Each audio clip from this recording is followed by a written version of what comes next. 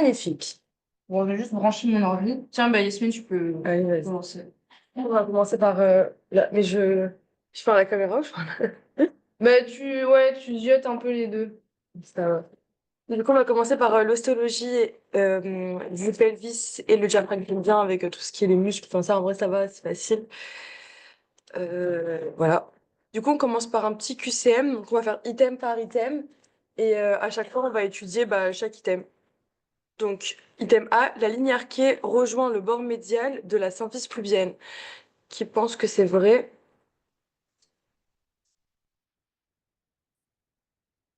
Tout le monde pense que c'est faux? Dans le chat. Bon, on va passer vite du coup. Eh oui. Oula, non. Non. Non. Ah oui, Attendez. la flèche. On ferme les yeux. Un, deux, hop. Voilà, donc c'est bien faux, comme vous l'avez dit. Donc on va faire un petit point sur l'os coxal. Donc comme vous voyez, l'os coxal, il est divisé en trois parties. On a trois parties embryologiques différentes et après ça a fusionné. On a l'aile iliaque qui est là. On a le l'ischium, donc avec la tuberosité ischiatique qui est la plus voyante. C'est sur quoi vous êtes assis, du coup c'est la partie la plus inférieure. Et vous avez euh, la troisième partie du coup. Ouais, c'est quoi déjà? L'ischium et le pubis, enfin, ouais, le pubis, du coup, avec la symphyse pubienne, qui est c'est un ligament, en fait, la symphyse pubienne, c'est un gros ligament qui permet de souder vos deux os coxaux entre eux. Du coup, ouais, mais ça tombe. Non. Donc voilà, c'est ça le QCM que je voulais vous montrer, parce qu'en fait, c'était, genre, chaque partie était, mais j'ai mal le relu, je suis désolée. Désolée. Donc c'est faux, la ligne arquée rejoint le bord médial de la symphyse pubienne, c'est faux. Le détroit moyen est le détroit du dégagement du fœtus. C'est ça. Et c'est quoi le droit de dégagement du coup? C'est ça. Donc c'est faux comme vous l'avez dit. Donc on va commencer par le détroit supérieur.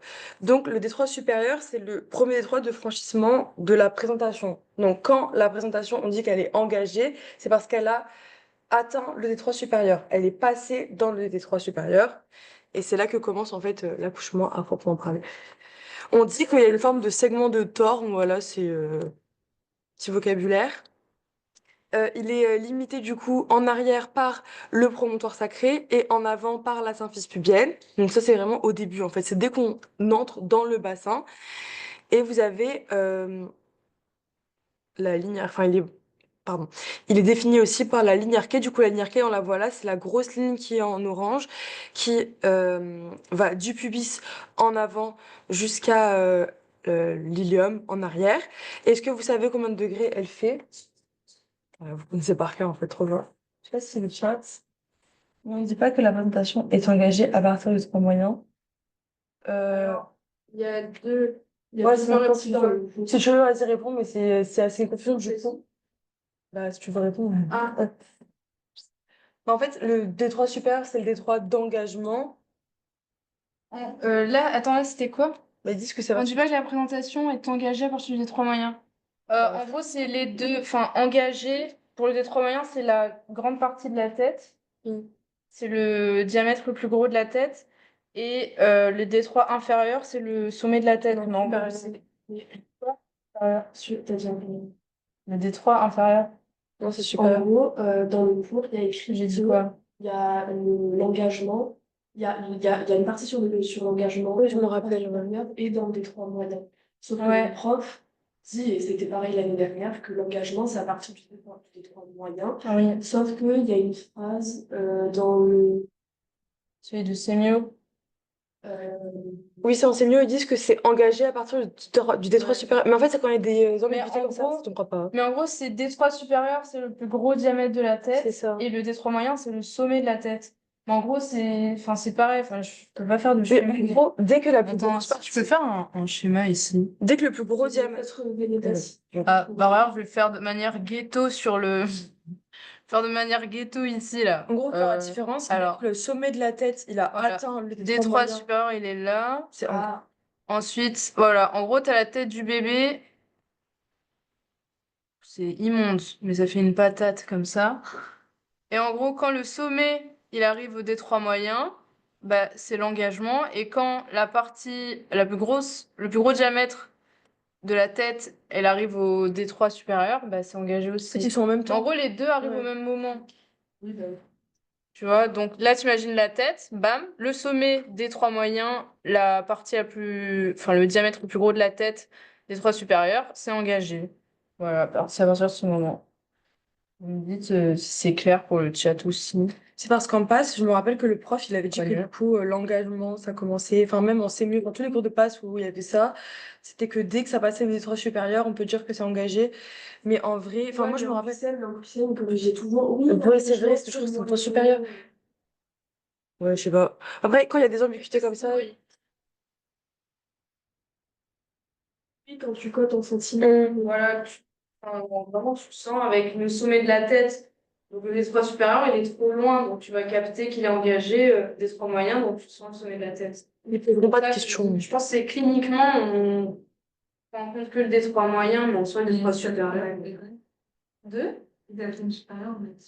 Bah, s'il dit supérieur avec la précision du plus grand diamètre de la tête, au moins, oui. Ils diront pas, en fait, ils poseront pas de questions. Mais il met, enfin, soit le corollaire, il fait pas d'item Ambigu. Ouais, vraiment. vraiment. Et soit il fait tomber inférieur, soit il t'invente n'importe quoi. Sinon, posez-lui une question. Ça qui est bien en là, c'est on peut parler sur le forum, hein. Vous lui posez la question, vous lui demandez et il va vous dire. Et comme il sait que c'est ambigu, bah, au calme.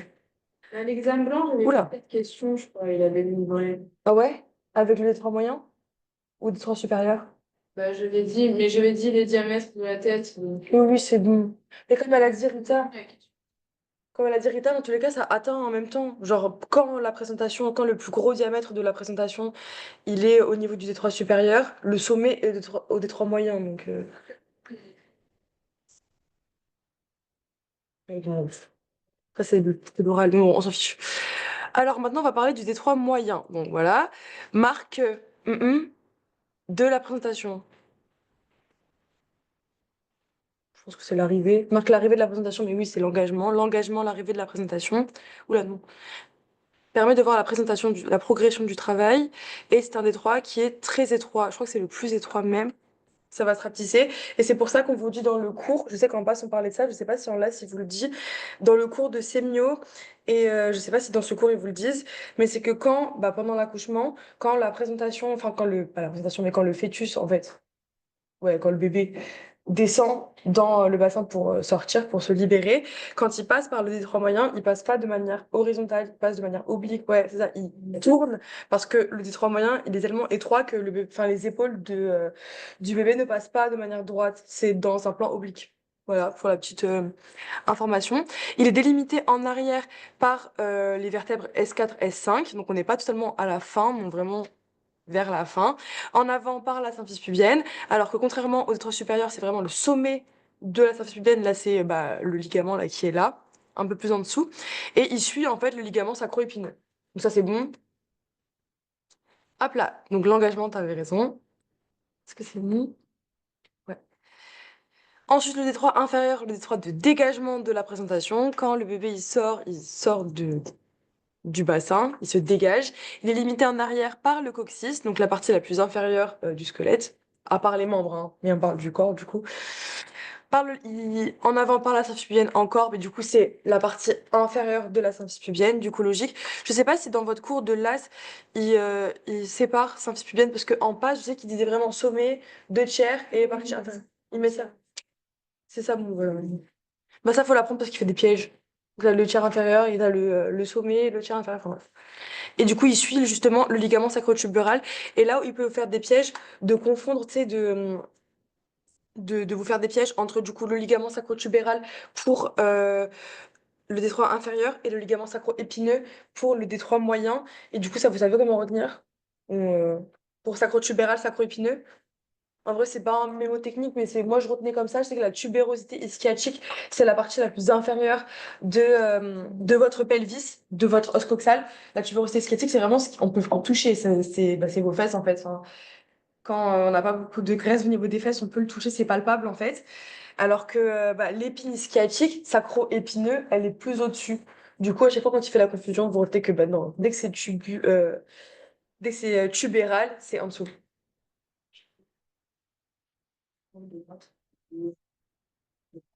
Entre sacro-épineux et sacro-tubéral. C'est sacro-épineux, il y a en dedans, ça. C'est ça. Parce qu'il faut que tu vois que. En fait, il faut que tu vois ton os coxal qui se rapproche comme ça, tu vois. Tes épines, elles sont à l'intérieur. Oui. T'as tes épines ischiotiques qui sont à l'intérieur. Et en gros, du coup, bah, sacro, comme ça, elle passe comme ça. Alors que tubéro, elle passe en dehors. Oui, oui. Oula, attends. Attends, laisse-moi réfléchir. Je suis fatiguée. Là, il y a le sacrum, épineux, sacro-tubéral. Oui, épineux, c'est en dedans et tubéral, enfin, c'est en C'est dehors. en dehors. Oui, bah, tu vois sur le schéma. C'est ce que j'avais dit, du coup. Voilà.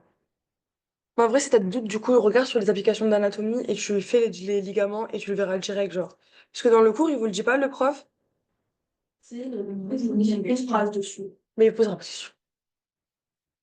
Alors, moi, c'est bon. Oui, il en parle. Ok. Maintenant, est-ce que vous connaissez les diamètres? Enfin, là, je demande pas des valeurs, je demande le nom, en fait, de ce diamètre. Voilà, du coup, il y a marqué en dessous. Sacropubien inférieur, promonto-rétropubien, le diamètre bitubéral et le pubococcygien. On commence par en orange. Entre ces quatre, c'est quoi? Ok, tout le monde est d'accord? Ok. En bleu, bon, facile. Bitubéral, pas biépine. On les voit, les grosses tubérosités, regardez. Elles sont là. Et là, ici, vous avez le ligament, du coup, sacro-tubéral. Et les épines. Ah non, c'est sacro-épine. Mais quoi? Les épines, normalement, c'est les dernières parties de l'os qui sont tout derrière. Parce que ça, si c'est en dedans, c'est l'épine iliaque postéro-inférieure. On s'est trompé de diamètre, je pense. Le diamètre, il est en bleu, je suis d'accord avec toi, hein. Mais ici, on a bien, du coup, le ligament tubéro, truc. Non, ici, c'est l'épine. C'est l'épine, et ici, t'as la tubérosité en dessous. Et là, t'as le ligament. Oui, la tubérosité, désolée, je confonds, je suis fatiguée. Là, t'as le ligament sacro-tubéral. Le gros, là, il est épais. Oui. Et ici, t'as le ligament sacro-épineux. Et le ligament sacro-épineux, il est plus fin, mais plus dur, plus résistant. Non, mais t'as raison. Lui, c'est épineux. Mais en bleu, du coup, c'est biépineux, mais il n'y a pas sacropubien, promonto-rétropubien. Bon, je pense qu'on le voit. En fait, je pense qu'il est pas vraiment. Il est mal placé. Moi, je l'ai mal placé sur le schéma.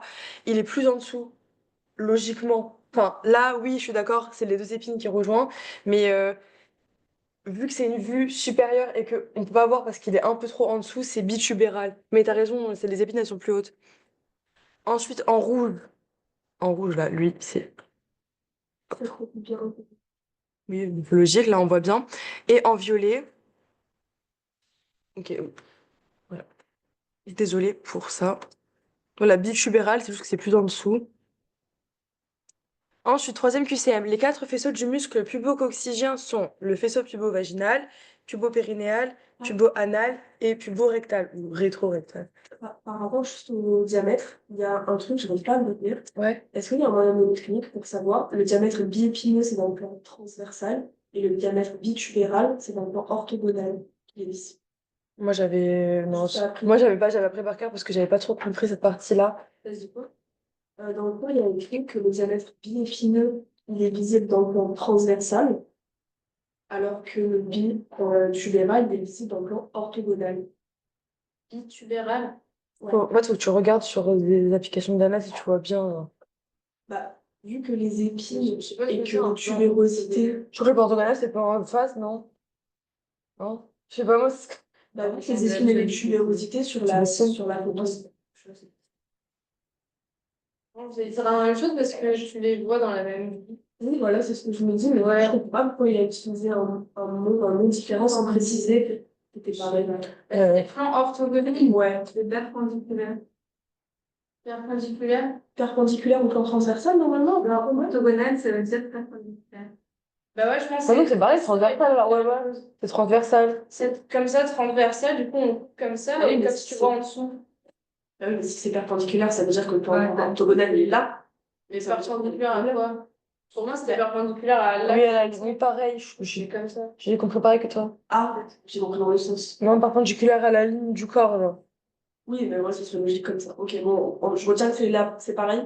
Requin, c'est pareil. Après, le corollaire, en fait, le problème du direct, c'est il parle comme ça et que, enfin, tu sais, quand tu fais un cours, Mais il parfois, faut trouver plein de fois en plus dans bah, Pierrot, pareil, en fait, c'est dommage qu'il fasse pas des petits montages ou des petits errateurs en mode dans la vidéo, à telle minute, on a dit ça, c'est faux, parce que c'est le direct, ils parlent, ils peuvent pas, parfois ils parlent sans s'en rendre compte, tu vois, même moi, enfin, tout à l'heure, t'as vu, tu fais des erreurs, alors que tu sais, mais juste que quand tu parles des tout, Oui, bien sûr.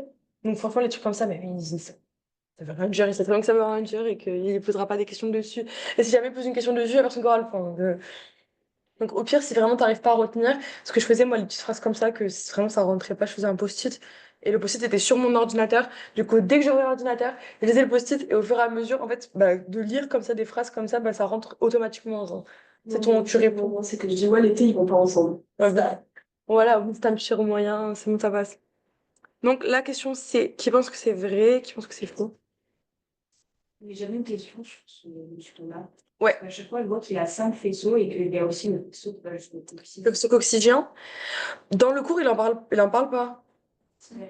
Ah. Je crois qu'il y a 5 faisceaux. Ils disent qu'il y a 5 faisceaux et que c'est 4, mais ils disent qu'il y a une partie des faisceaux qui vont se terminer sur le coccyx. C'est le problème de moi je me rappelle, c'est que en passe, déjà c'est pas du tout ces faisceaux-là. Déjà, il a complètement inventé des nouveaux faisceaux, c'est n'importe quoi.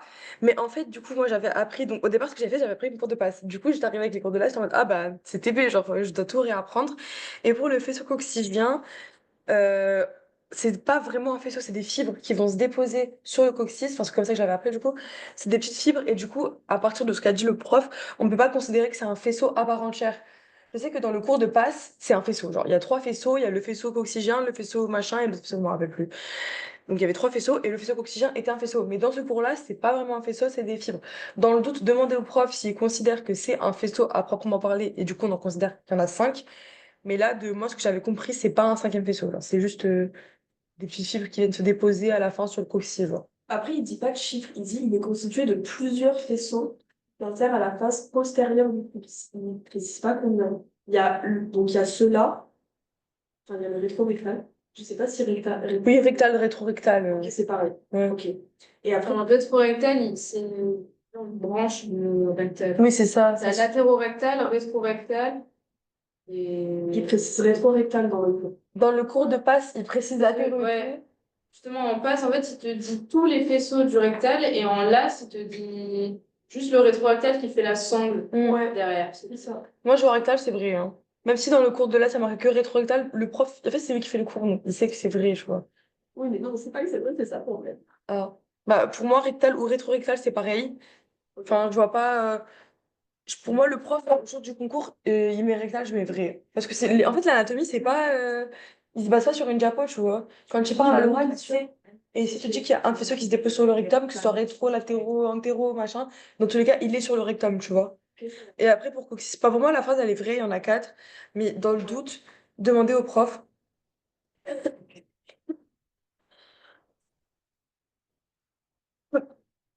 Le corollaire, je pense pas. Hein. Mais Après, je sais pas quel type de question il pose. Les diamètres. Pardon, pas diamètre, c'est... oui, il a vraiment ces trucs à lui qu'il aime. C'est ça, vous avez nos annales? Non, j'ai pas fait. Évidemment, ouais, bah dans les annales, vous voyez que le corollaire, tout le temps, c'est pareil. En fait, il a ses points qu'il aime bien, genre le diaphragme. Il va kiffer de poser des questions dessus, vraiment. Et après, Il aime bien les superficiels. Exactement, ouais. Voilà. Parce que j'ai des anciens que j'avais. Bon, dans le doute, vraiment, demandez au prof. Enfin, moi, j'ai reçu votre question, on m'en foutait. Hein, vraiment. Maintenant, On va aller au est-ce que les bases, vous allez voir, comme les études d'Excel, ça va de fiches, parce qu'en base, c'est J'ai pas compris ce que tu as dit. le terme, j'ai vu qu'en base, ils vendaient les annales, etc., et les livrets de peu, à ce moment-là, c'était aussi. En là, s'il y a les annales, c'est dès qu'elles vont elles sont. Genre, vous n'avez pas encore publié. Les annales, alors il y a celle de 2023 pour la médecine. En 2024, il y a eu. Non, c'est chiant sur médecine. Oui, parle Quand pas. tu parles, oublie pas le distanciel. Ouais. Je sais pas si t'avais vu. Elle avait dit que c'était vrai. Bref. Du coup, il y a une question sur Anal et les livres. Alors, les livrets de l'AS, on en a fait. Et en fait, juste, enfin, là, on est dans la procédure de d'impression. C'est juste qu'on a eu des galères, mais là, on est en train de... On est vraiment... Ça doit sortir là. Donc voilà. Mais oui, il y en aura. Voilà. Et, enfin, il y en aura un par LAS. Du coup, il y aura un gros de LAS 2 qui prend toutes les matières. Voilà. Et pour les annales, alors vous avez celle de 2023 sur un métis, et celle de 2024, il y a eu en gros, la scolarité, je sais qu'ils ont répondu sur, voilà, qu'ils veulent pas vous donner. Mais du coup, moi, j'ai envoyé un mail à Dominique Péguin qui m'a dit, je vous tiens au courant, et depuis, j'ai pas de nouvelles. Et nous, on les a eu l'année Voilà. dernière, vos annales, hein. Oui, oui, sauf que en fait, Dominique Péguin a oublié qu'il donnait les annales. Enfin, il a dit non, ne donne pas les annales. J'étais là, bah si. Enfin, bref. Faut les harceler, hein, nous, on les harcelait Donc, l'année dernière. ouais, harcelez-les en mode donnez-nous les annales, donnez-nous les annales, puis ils finiront par vous les donner normalement. Enfin, ils ont donné l'année dernière, normalement, c'est bon. Ils attendaient, je sais que nous, on les avait demandé, ils avaient dit non parce que ça n'existait pas les annales de l'AS 3. Alors que là, c'est bon, normalement, ils sont. Enfin, si vous les harcelez, j'espère qu'ils vont vous les donner. Parce que vu que les LAS 2, on est classé avec les LAS 3, ils disaient que c'était un avantage pour les LAS 2 d'avoir les annales, Ouais. alors que les LAS 3, non. Et du coup, bah là, vu que bah, les LAS 3 ont eu un concours l'année dernière, voilà. Donc, du coup, c'est corrigé vrai. Donc, on a bien dit pourquoi, pas besoin de détailler, en vrai, c'est bon. Alors maintenant, le muscle levator ani. Donc, c'est le muscle du périnée, enfin voilà, c'est le muscle qui va faire que quand vous toussez, vous faites pas pipi, voilà, c'est ça. Et vous dit c'est la fonction posturale. C'est enfin retenir en fait tous vos organes génitaux dans votre pelvis et faire en sorte que vous ayez pas tout qui se balade entre eux. Enfin, c'est pour bien maintenir en fait tout ça, toute la filière urogénitale. Et du coup, on va faire un petit, je sais pas comment appeler ça, bref. Donc le diaphragme, on va faire un texte à trop. Ok, diaphragme pelvien. Il se divise en deux muscles. Enfin, il est constitué par deux muscles du coup. C'est ça. Le muscle, ouais, là il y a le muscle pubococcygien qui est ici, mais du coup, non, muscle levator ani, ouais. Ok. Le levator ani et le muscle coccygien, mais il en parle pas dans votre cours, le coccygien, je crois. Ah, ok. Bien, mais sur la. Ouais, non, le oxygène, Il en parle pas, ouais. Du coup, le diaphragme pelvien qui se divise en muscle coccygien et en muscle levator ani. Le muscle levator ani, on l'a dit, en pubicoccygien et en ilococcygien. Vous savez c'est quoi la différence entre les deux? Et en termes d'anatomie? Il y en a un qui est beaucoup plus fin et beaucoup plus large. Enfin, en termes d'épaisseur, il est très fin, mais en termes de superficie, il est très large. C'est qui recouvre en fait tout le bas de votre bassin. Alors que le muscle pubococcygien, il est, comme tu as dit, c'est une sangle en fait. Il est épais, il est fin, mais épais. Enfin, c'est l'inverse. L'autre, il est aplati, alors que l'autre, il est beaucoup plus comme une corde. Et c'est lui qui va vraiment, dès qu'il y a, quand vous allez tousser, vous allez éternuer, vous allez faire n'importe quel mouvement, c'est lui qui va se resserrer d'un coup. Alors que l'autre, c'est vraiment pour la fonction statique, alors que lui, c'est pour la fonction dynamique. Et comme on l'a dit, qui se divise en quatre faisceaux plus le 6. Donc le faisceau pubo-rétrorectal, le faisceau pubo-anal, le faisceau pubo-périnéal et le faisceau pubo-vaginal. Je suis désolée, j'ai du mal. J'ai très soif. Non, merci, c'est Ramadan. Bientôt, on va pouvoir boire dans 10 minutes. T'inquiète. Non, mais c'est pas grave, t'inquiète. Pas de commentaires. Donc ça, c'est bon. On a tout bon. Maintenant, ça c'est le schéma du prof qui est très bien refait avec tous les trucs qu'il y a. Donc, est-ce que vous voulez qu'on fasse un topo ou c'est bon? Si vous... En vert, du coup. En vert, c'est les faciales, du coup. Enfin, ouais. Ok, donc là, t'as le muscle, vous avez le muscle obturateur interne, le muscle piriforme, ça on s'en fiche. Ici, l'épine sciatique. Donc, épine sciatique, ici, tu vas avoir le ligament. Non? C'est pas l'arc de. C'est ça. Ensuite, ici, tu as le ligament sacro-épineux parce qu'il parle de l'épine jusqu'au sacrum. De ce côté-là, tu as, donc du coup, on l'a déjà dit, l'arc tendineux du levator ani. Et en fait, tu as un autre arc tendineux qui est un peu, il le dit dans le cours, et au départ, il suit la filière génitale et après, il rejoint l'épine. C'est l'arc tendineux du fascia pelvien. C'est tout. Parce que vous avez le fascia pelvien qui recouvre, en fait, tout ce qui recouvre les structures de votre pelvis. Il recouvre, on voit bien, en fait, c'est tout le verre, en fait, le fascia pelvien. Il recouvre votre filière génitale, il recouvre en bas, vos muscles, le muscle du coup ischio, je sais pas quoi là, l'autre, ischio-pubien, non, iléo-coccygien. Et le muscle, enfin ce fascia-là, il va se renforcer au niveau de la filière génitale pour faire du coup le ligament, enfin le l'arc tendineux du fascia pelvien. C'est bon ça ou pas? J'explique très mal, je suis désolée. Mais c'est bon, tu veux que je réexplique? Ok. En fait, les arcs tendineux, c'est comme des ligaments, hein, c'est juste des renforcements de fascia. Et des fascias, c'est des petites membranes, enfin membranes, des petits tissus, des tissus très fins qui recouvrent les muscles, les organes, etc. pour les protéger, entre guillemets. Donc là, vous avez le fascia pelvien du levator ani, le ligament anococcygien. Donc tout ça, en fait, c'est un ligament qui, dès qu'il va vers les organes génitaux, bah, il va devenir un ligament. Enfin, c'est en fait, c'est une continuité. Donc là, tu as le ligament, ici, tu as l'urètre, donc tu as le ligament pubo-urétral. Après, là, tu as le vagin, donc tu as le fascia vaginal avec ici le ligament urétro-vaginal. Et en arrière, tu as le centre tendineux du périnée avec le ligament je sais pas quoi, là, je sais plus comment il s'appelle ce ligament. Et derrière, du coup, tu as le ligament donc ano-coccygien. Et plus t'es haut, du coup, tu as le ligament recto-coccygien, enfin, tu sais, qui va du... Non, sacro-rectal. Bref. Mais là, vu qu'on est au niveau vraiment du périnée, voire pelvis, enfin là, c'est le pelvis, mais c'est vraiment vers le périnée, tu vois. Donc c'est pour ça qu'on est au niveau du coccyx, qu'on est au niveau du canal anal, du vagin, etc. C'est le fait que les fascias les recouvrent pas, c'est ça. Oui, bah oui, parce que du coup, c'est des trous au niveau du fascia, parce que sinon, tes artères et tes veines, enfin tes vaisseaux, tes ligaments, pas tes ligaments, mais tes lymphatiques, tes artères, tes veines, tes nerfs, ils peuvent pas passer s'il y a un fascia. Ou alors c'est des trous dans le fascia, mais ils recouvrent pas les foramen. Ensuite, question D, on va se dépêcher parce que après on a appareil génital. Le centre tendineux du périnée appartient au plan superficiel du périnée. Vous pensez tous que c'est vrai?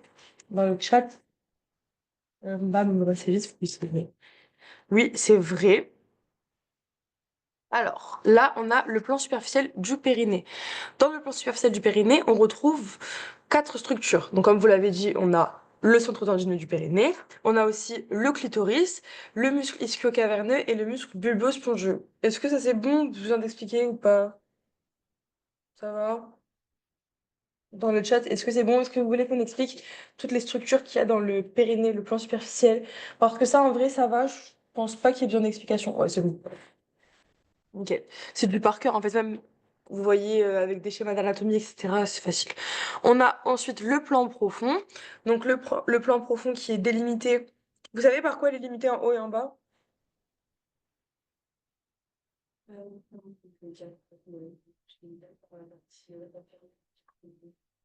Oui, et en haut, du coup?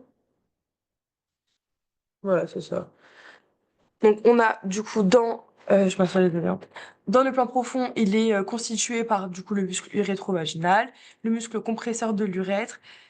Et du coup, on vous dit que le sphincter externe de l'urètre, enfin de la vessie, ce qui fait que vous allez commander votre miction de manière volontaire, parce que c'est le sphincter externe, il est constitué du coup par ces deux muscles, par le muscle urétro-vaginal et le muscle compresseur de l'urètre. Et c'est ce qui vient former le diaphragme urétro, je sais pas quoi, là, tu m'as dit.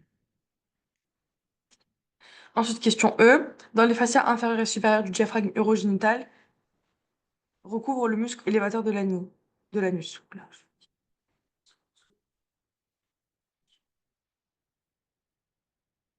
C'est ça, c'est faux. Évidemment, c'est faux. Ils sont en dessous, ils le recouvrent pas, vu qu'on est dans le périnée et plus dans le pelvis. Alors maintenant, on va faire un truc en mode, il y a plusieurs phrases et vous allez devoir chercher les erreurs. OK?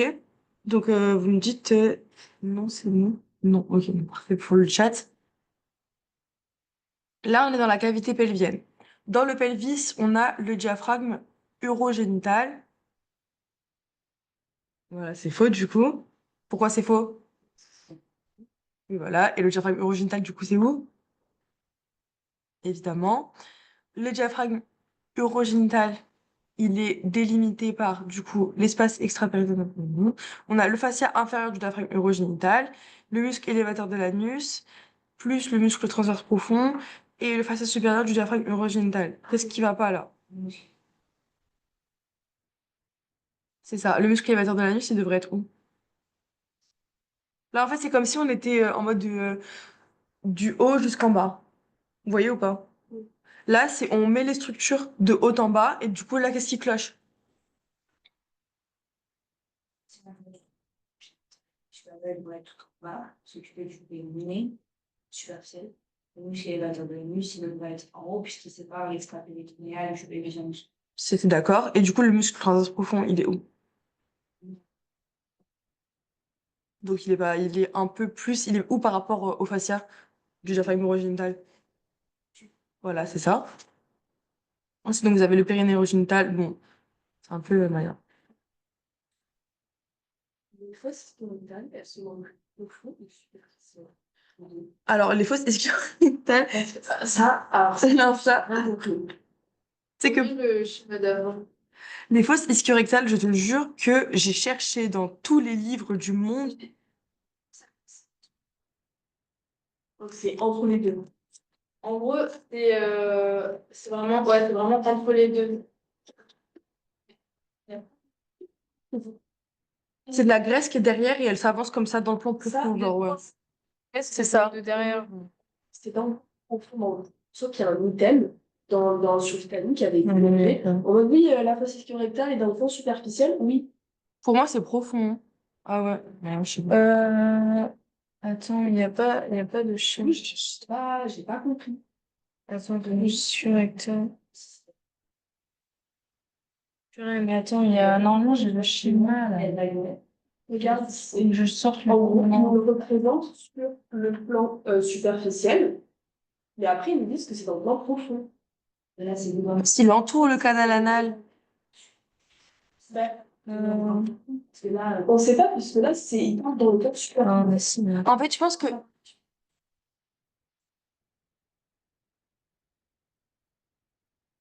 là, on est du côté profond. Là, c'est superficiel, ça c'est par-dessus. Ça, c'est entre les deux, et ça, c'est derrière. Le galvanisme soleil, ça. Il y en a partout, Hein? Non, vas-y, non, je... Oui, mais alors, On peut le ressortir mon schéma, là. Mais en fait, pour moi, c'est les deux, hein. C'est que juste ça remonte dans le plan profond. Mais c'est de la graisse et les fesses, en fait, la fosse rectale. Hein. Attends, je sors. Ah, voilà. Entoure le canal anal. La fosse ischio-rectale, c'est entre le muscle, le levator ani et le muscle transverse du profond du périnée. Et ça veut dire que sur le schéma à la toute fin, il y a un souci parce qu'il nous en représente aussi là, Donc, c'est au-dessus. au niveau des croix jaunes. C'est pour ça que j'ai pas compris. Non, ça, c'est la cavité pelvienne, les Dans la croix, cavité là. extra-péritonéale. De quoi? Les croix jaunes, il avait dit ça, c'est les fosses ischio-rectales dans le degré. Non. C'est entre les deux muscles. C'est ça la fosse C'est ça, la ischio-rectale, fosse ça. ischio-rectale, ouais. Ok, ça va. C'est ça, la fosse ischio-rectale. Quel demi? On sait pas Entre là. le levator ani. Il est où? En gros, c'est entre le diaphragme urogénital. Attends, mais non, c'est pas diaphragme urogénital, ça. Ah, mais voilà. Je me dis, Mais oui, regarde, n'importe quoi. un problème. Ah, mais voilà. Purée. C'est entre le diaphragme pelvien et le plan profond. Mm. Après, c'est les dalles. En gros, attendez, voilà, si on reprend, est-ce que fosse ischio-rectale sur le chat en distanciel, là, c'est clair ou pas? Parce que là, on est en train d'expliquer ça, la fosse ischio-rectale. En gros, là, vous voyez, on part d'en dessous. Donc, vous avez une personne là en face de vous. Là, on est sur le plan superficiel. Donc là, on a tout ce qui est l'appareil génital, voilà. Ensuite, quand on enlève là le fascia du diaphragme là urogénital, on arrive sur les muscles du diaphragme urogénital. Et derrière, en fait, c'est pour ça la flèche, elle est en pointillé parce que c'est au-dessus de ces muscles. Du coup, ce qui va séparer le diaphragme urogénital du diaphragme pelvien, c'est la fosse ischio-rectale. En gros, c'est de la graisse qui vient combler l'espace vide entre le diaphragme pelvien et le diaphragme urogénital. Je sais pas si c'est plus clair comme ça. au niveau des muscles, parce qu'elle compte. Du coup, tu as ces muscles-là du diaphragme urogénital. Tu vois, en fait, il faudrait le schéma final là. Vue inférieure. Là, tu regardes d'en dessous. Et donc là, tu imagines au-dessus, là, l'espace blanc. L'espace blanc, au-dessus, t'as genre le Levatorani. T'as ce qu'on a vu. En gros, au-dessus, là, t'as ça. Et entre cette vue-là et... C'est horrible, ces transitions. Et ça, t'as la Grèce.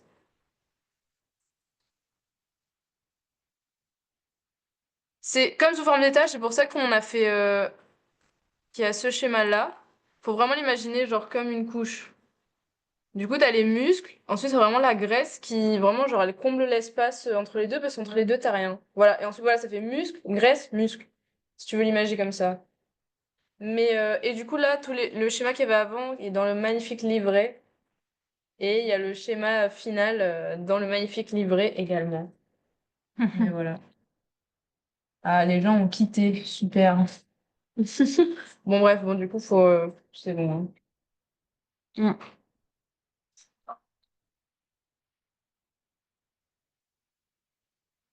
Du coup, là, en fait, ils ont inversé le fascia supérieur du diaphragme pelvien avec le fascia du diaphragme urogénital.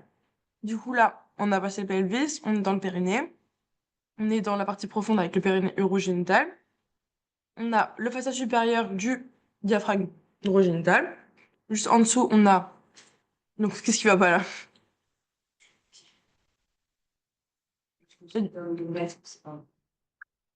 Du coup, en fait, les muscles, ils ont été inversés. Le muscle coccygeien, il est à la place du transverse profond. On a interverti entre les deux. Juste en dessous, on a le fascia inférieur du diaphragme urogénital. En dessous, dans le plan superficiel, on a les deux muscles qui forment le clitoris, entre guillemets, avec le muscle ischio-caverneux et le muscle bulbo-spongieux.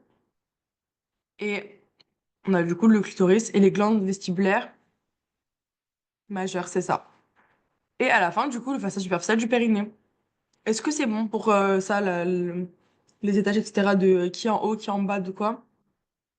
Muscle élévateur de l'anus et muscle oxygène. Quand je dis oxygène, c'est l'oxygène. L'élévateur de l'anus, on parle de milieu oxygène.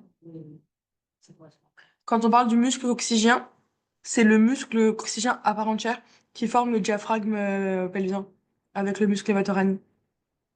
Oxygène, c'est plus. C'est pas le plus beau coccygien, c'est juste, ça c'est le muscle, c'est t'as le muscle coccygien et après t'as les vatorani. Les vatorani, t'as le muscle plus beau coccygien et iliococcygien. C'est bon? Top. Là, c'est la correction, du coup. On fait la correction ou c'est bon? Ouais, c'est bon. Top. Les autres fascias, on a du coup, le prof, il vous parle du fascia iliaca qui recouvre le muscle iliopsoas, mais c'est pas, en fait, c'est pas dans le cours parce que c'est, désolé, c'est pas vraiment dans le pelvis. Après, on pourra aller, enfin, c'est pas ce qui nous intéresse aujourd'hui, c'est pas le diaphragme pelvien, etc. C'est d'autres muscles qui ont plus une fonction dans la marche, etc. Pour s'asseoir, pour tout, plus la fonction dynamique de notre corps et pas la fonction génitale. Le fascia du muscle obturateur interne, avec les muscles obturateurs, vous savez. La membrane obturatrice, du coup, qui est au niveau du foramen obturé. Et le fascia vaginal qui recouvre le vagin. Donc, le fascia vaginal, lui, il est un peu à connaître. Mais bon, tout est dans le nom, en fait. Fascia vaginal, vagin, logique.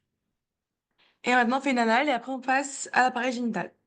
Parmi les propositions suivantes sur le muscle élévateur de l'anus, blablabla, c'est le muscle essentiel du diaphragme pelvien. Donc, oui, c'est vrai. C'est le muscle essentiel du diaphragme urogénital. Non. Présente pour rapport supérieur l'espace extra-péritonéal pelvien. En fait, il faut payer une dalle. Mhm. Présente pour rapport supérieur à la fosse ischio-rectale. Mhm. Présente pour rapport inférieur à la fosse ischio-rectale. C'est le type d'item qui pose, hein. Voilà, on a tout bon. De quoi?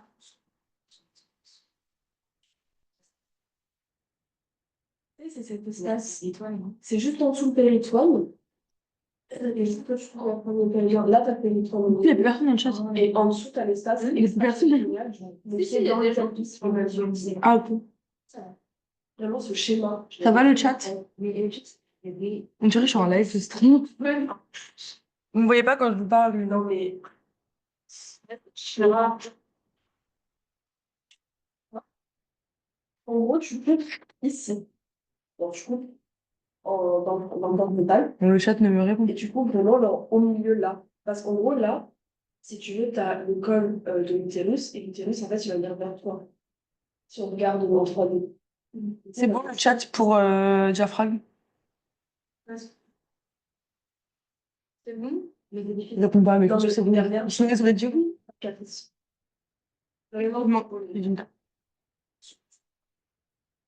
moi, je peux le faire, ça me dérange pas. Au début, j'étais un peu. Je fais plus vite. Moi, ça me dérange pas. Mais si tu...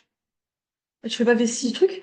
Mais si, appareil génital. Si tu veux le faire, fais-le, Rita, t'inquiète, hein. Comme ça, je vais boire un peu.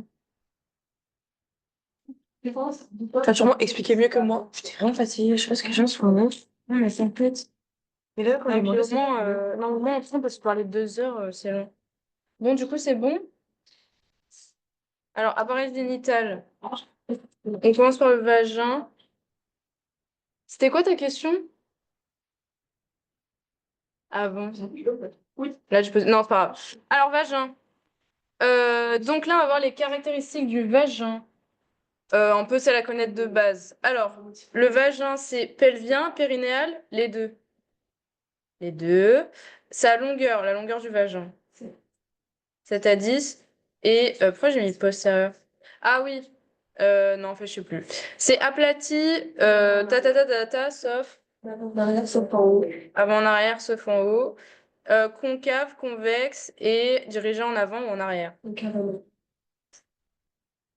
Concave en arrière, convexe en avant. Légèrement. Donc c'est concave en arrière, aplati du coup d'avant en arrière, sauf à son extrémité qui est cylindroïde. Ça c'est très important, le sauf au-dessus. Du coup, faut faire gaffe à ça parce que c'est pas totalement aplati. Ensuite, voilà, 7 à 10. Et la partie postérieure, elle a plus 2 centimètres, vous savez, avec le fornix. Et c'est pelvien à son origine et périnéal à sa terminaison. Alors pourquoi c'est d'abord pelvien et périnéal? C'est quoi qui va séparer la partie pelvienne, la partie périnéale? Traverser qui a l'urogénital. Non, c'est pelvien. C'est dans le diabète urogénital, c'est déjà. Non, c'est pas urogénital, c'est pelvien. Quand c'est au-dessus. Quand ton vagin il est au-dessus du lévateur anus, ouais. Quand il est au-dessus, c'est qu'il est dans le pelvis. Ouais. Et dès qu'il traverse le diaphragme pelvien, il est dans le périnée. En gros, le diaphragme pelvien, c'est la limite entre le périnée et le pelvis. Voilà. L'urogénital, c'est vraiment genre purement le muscle constricteur de l'urètre. Ouais, donc. Et ça, faut vraiment imaginer que ces muscles pour le diaphragme urogénital. Donc, on va voir un peu les axes à connaître du vagin. Donc, l'axe général, il croise en arrière, et va former un angle de avec ta. En plus que c'est... Vous savez pas? L'axe général du vagin, c'est quoi? Il fait combien de... Là, c'est en bleu. Ah, 630. Ouais. L'axe vagin-col. Là, en... Tac, tac.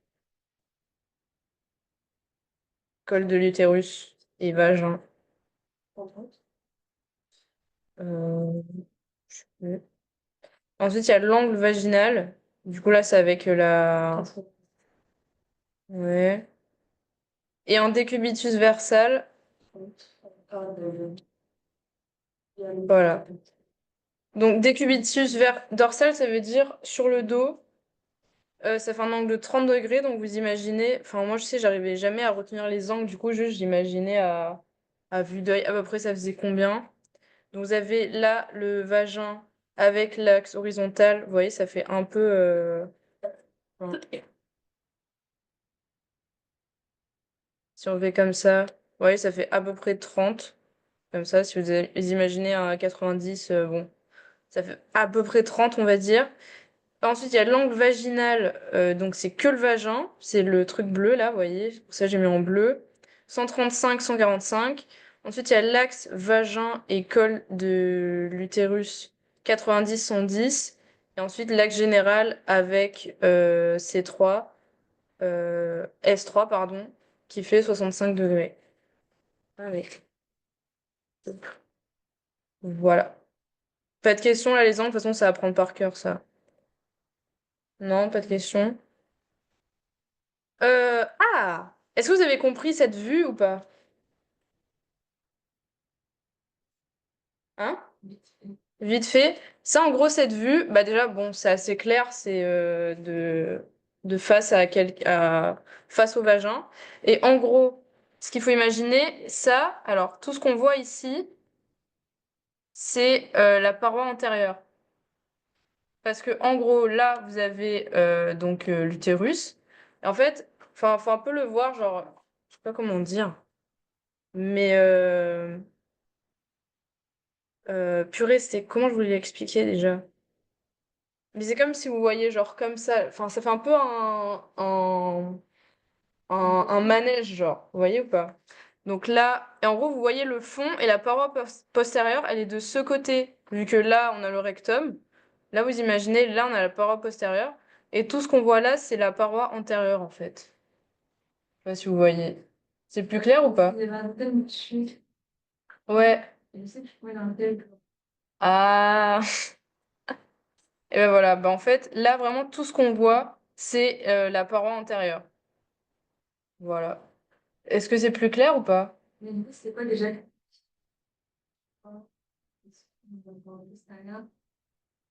Je sais plus ce que c'était le code des Mais la paroi postérieure, je pense, ils ne disent rien dessus, sur la paroi postérieure.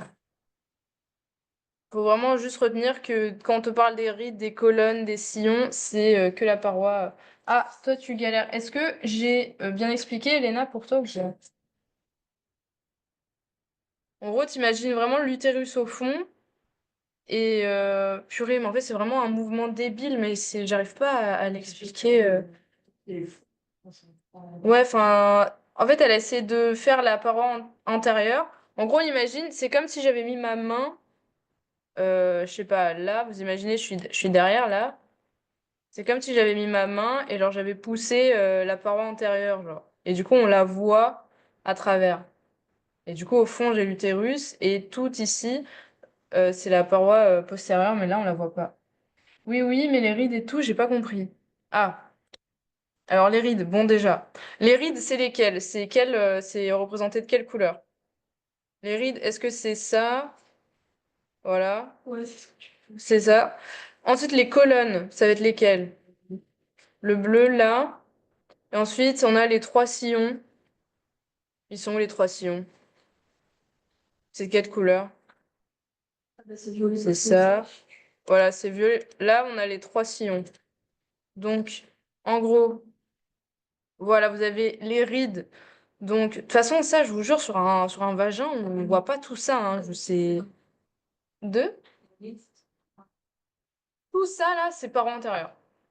Tout ça, c'est paroi antérieure.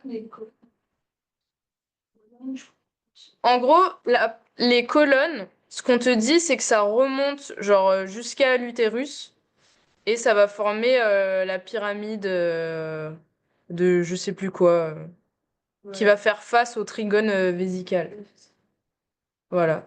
Mais ouais, enfin en gros, on va dire ça rejoint l'utérus et ouais, ça on peut dire c'est la paroi postérieure. Mais après, de toute façon, on le décrit pas, c'est vraiment là on parle juste de la paroi antérieure. Donc là, vous avez les grides, donc on va dire que c'est les plis du vagin, voilà. Ensuite, les colonnes. euh, donc les colonnes, vous en avez une antérieure, ce nom, et une postérieure. Le schéma est faux en fait. Enfin, En fait, il y a difficile à schématiser. Ouais. Ça n'a aucun Mais sens. franchement, ouais, là, pour le coup, je me suis fait tout du schéma. Je me suis juste dit, ok, donc là, j'ai une colonne antérieure, une colonne postérieure. La postérieure, elle est beaucoup moins marquée que la colonne antérieure. Et sur la Voilà. partie antérieure, t'as les trois sillons et t'as tes rides. C'est tout. Voilà. Franchement, je me suis vraiment ce schéma, mais même l'année dernière, je comprenais rien du tout. Je me suis juste dit, oui, bah, Ouais. ok, c'est comme ça. Et après, vous avez les sillons, donc ça, c'est important pour retenir après les rapports. La Donc vous carina avez vaginale, c'est ça le haut des colonnes. Voilà. deux. La carina vaginale, c'est le niveau, c'est en haut des colonnes, je crois. C'est le haut des colonnes. Au niveau de la carina vaginale. Oui, c'est ça. Le carina vaginale, c'est en haut des colonnes. Ouais, bon, bref. Donc, vous avez le sillon vésical, enfin subméatique, vésical, et là, vaginal. Voilà, en gros, ça fait dans l'ordre de ce qu'il y a à côté. Donc là, vous avez le méa urétral. Donc subméatique, ça veut dire en dessous du méa. Ensuite, vous avez le vésical, et ensuite le vaginal. Voilà. Donc il faut retenir dans l'ordre. Et du coup, là, vous imaginez, vous voyez d'en dessous. Mais si on prend une coupe comme ça, vous aurez genre subméatique, vésicale et vaginale. En gros, ça va faire comme ça. Et là, tu vois, les espèces de replis là, on va dire que c'est les rides, en gros. Voilà. Ensuite, donc, la paroi antérieure, on a deux parties qui, donc, en avant du vagin et de l'utérus, on a la vessie. Donc, forcément, on aura un segment vésical et un segment urétral. Voilà, en face des deux, bon, ça va. Donc voilà. Et pareil, comme on parlait là, vous voyez le triangle, on a le triangle vésical qui fait face enfin le triangle vaginal, pardon, qui fait face au trigone vésical. Donc on verra avec la vessie. Là, vous avez le trigone vésical. En gros, là, vous avez le triangle vaginal qui fait face. Voilà. Enfin, un peu, moi, je sais que je fonctionnais beaucoup avec ces deux vues-là et j'essayais de vraiment de visualiser avec ces deux vues-là. Ensuite, donc là, on a la paroi postérieure. Là, on décrit rien à part les rapports. Donc, tout d'abord, on a le péritoine avec le cul-de-sac recto-utérin. Ensuite, bah, le rectum. Et enfin, l'anus avec le canal anal, pardon. Il n'y a pas de question sur ça, c'est assez clair. Donc voilà, on a fait paroi antérieure, postérieure. Maintenant, on fait les parois latérales. Donc, vous voyez, comme on disait, le vagin il est d'abord pelvien. Ensuite, on a le pubo-vaginal qui va venir s'insérer au niveau du vagin et séparer au-dessus la partie pelvienne de la partie périnéale. Voilà. Bon, ça va aussi. Oui. Dans le chat, si vous suivez, ça va.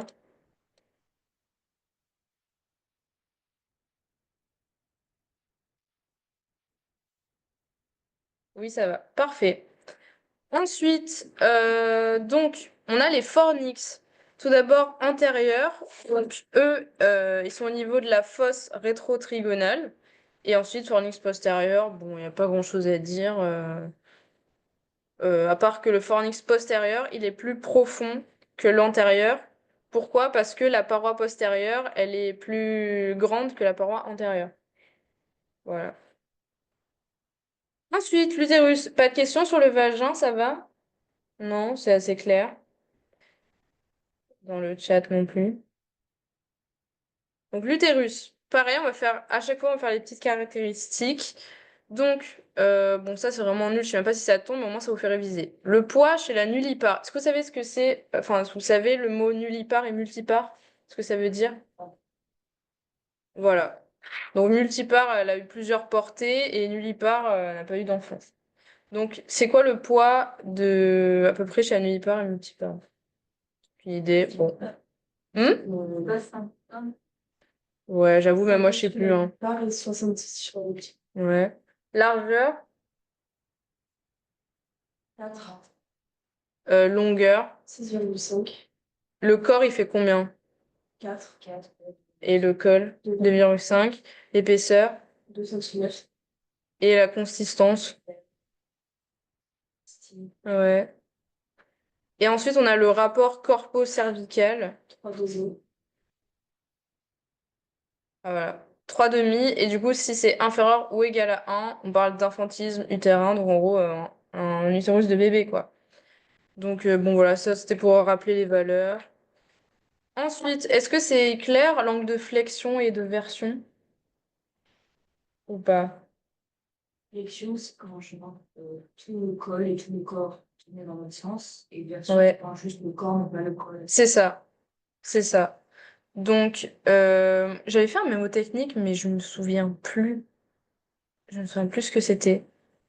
Mais en gros, ouais, vous voyez, flexion, c'est vraiment on parle la. Vous voyez quand on fléchit le genou, bah, vous imaginez, enfin, vous fléchissez le genou, vous avez vos deux parties de jambes, on va dire, qui bougent.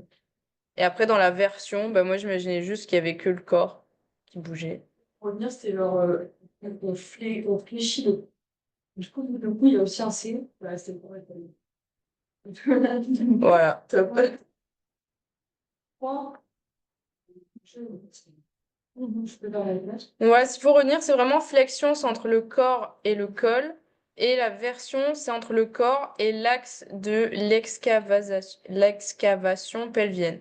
En gros, la ligne entre l'ombilic et le coccyx. Donc vraiment, genre, vous faites une ligne.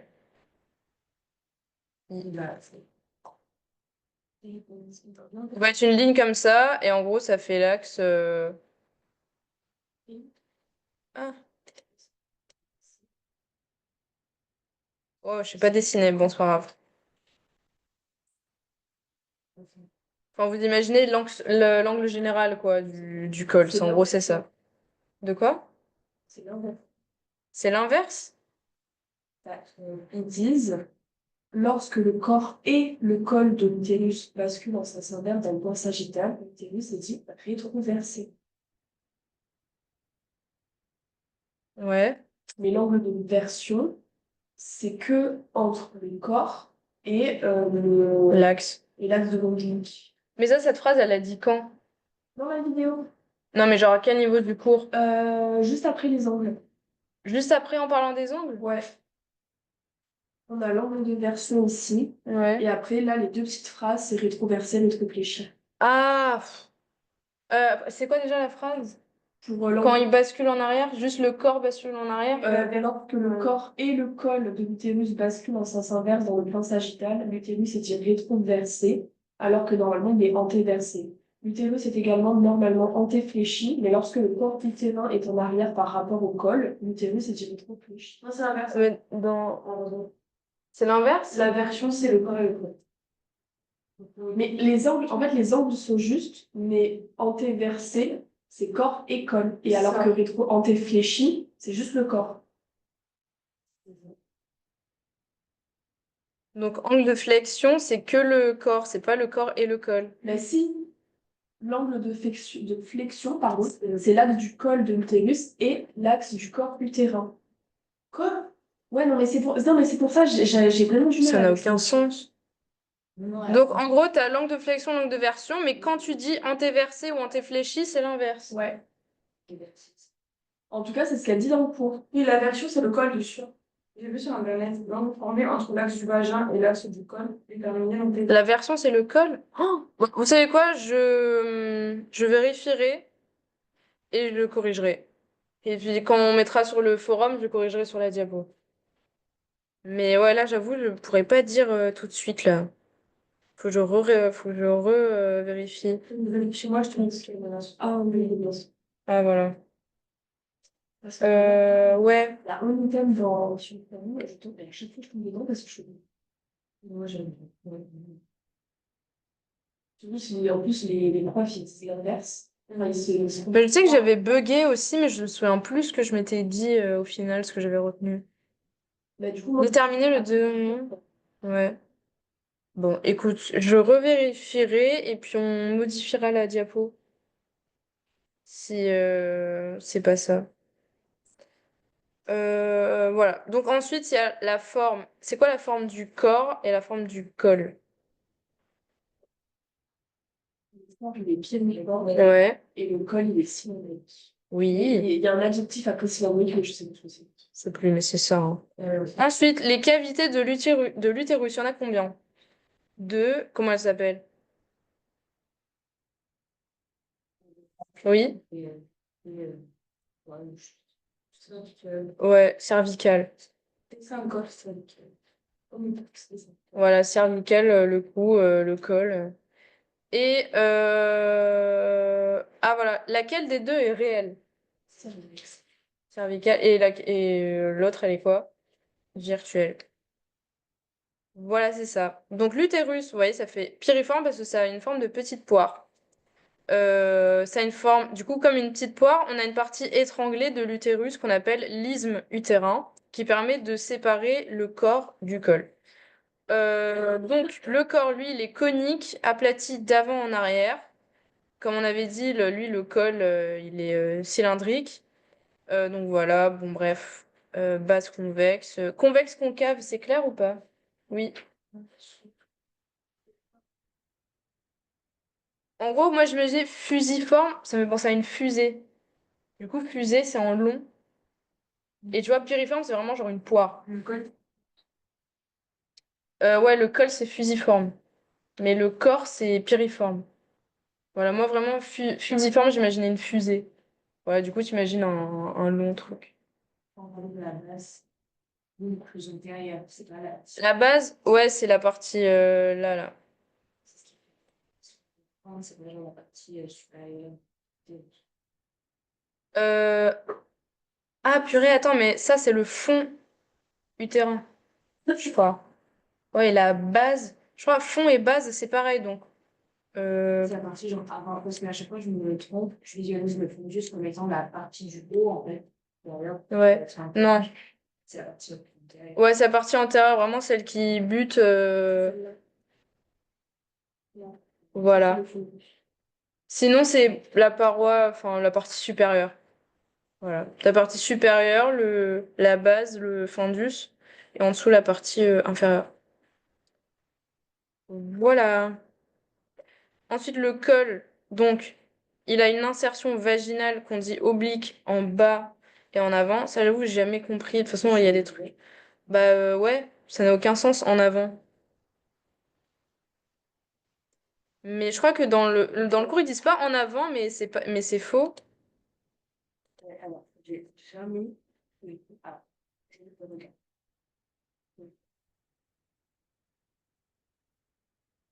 En fait, si vous voulez dire, si vous l'avez. Moi, on un peu le sport.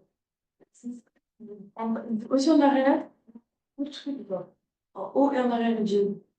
Ils font l'inverse en fait. Ils disent que le vagin, il va en haut, en arrière.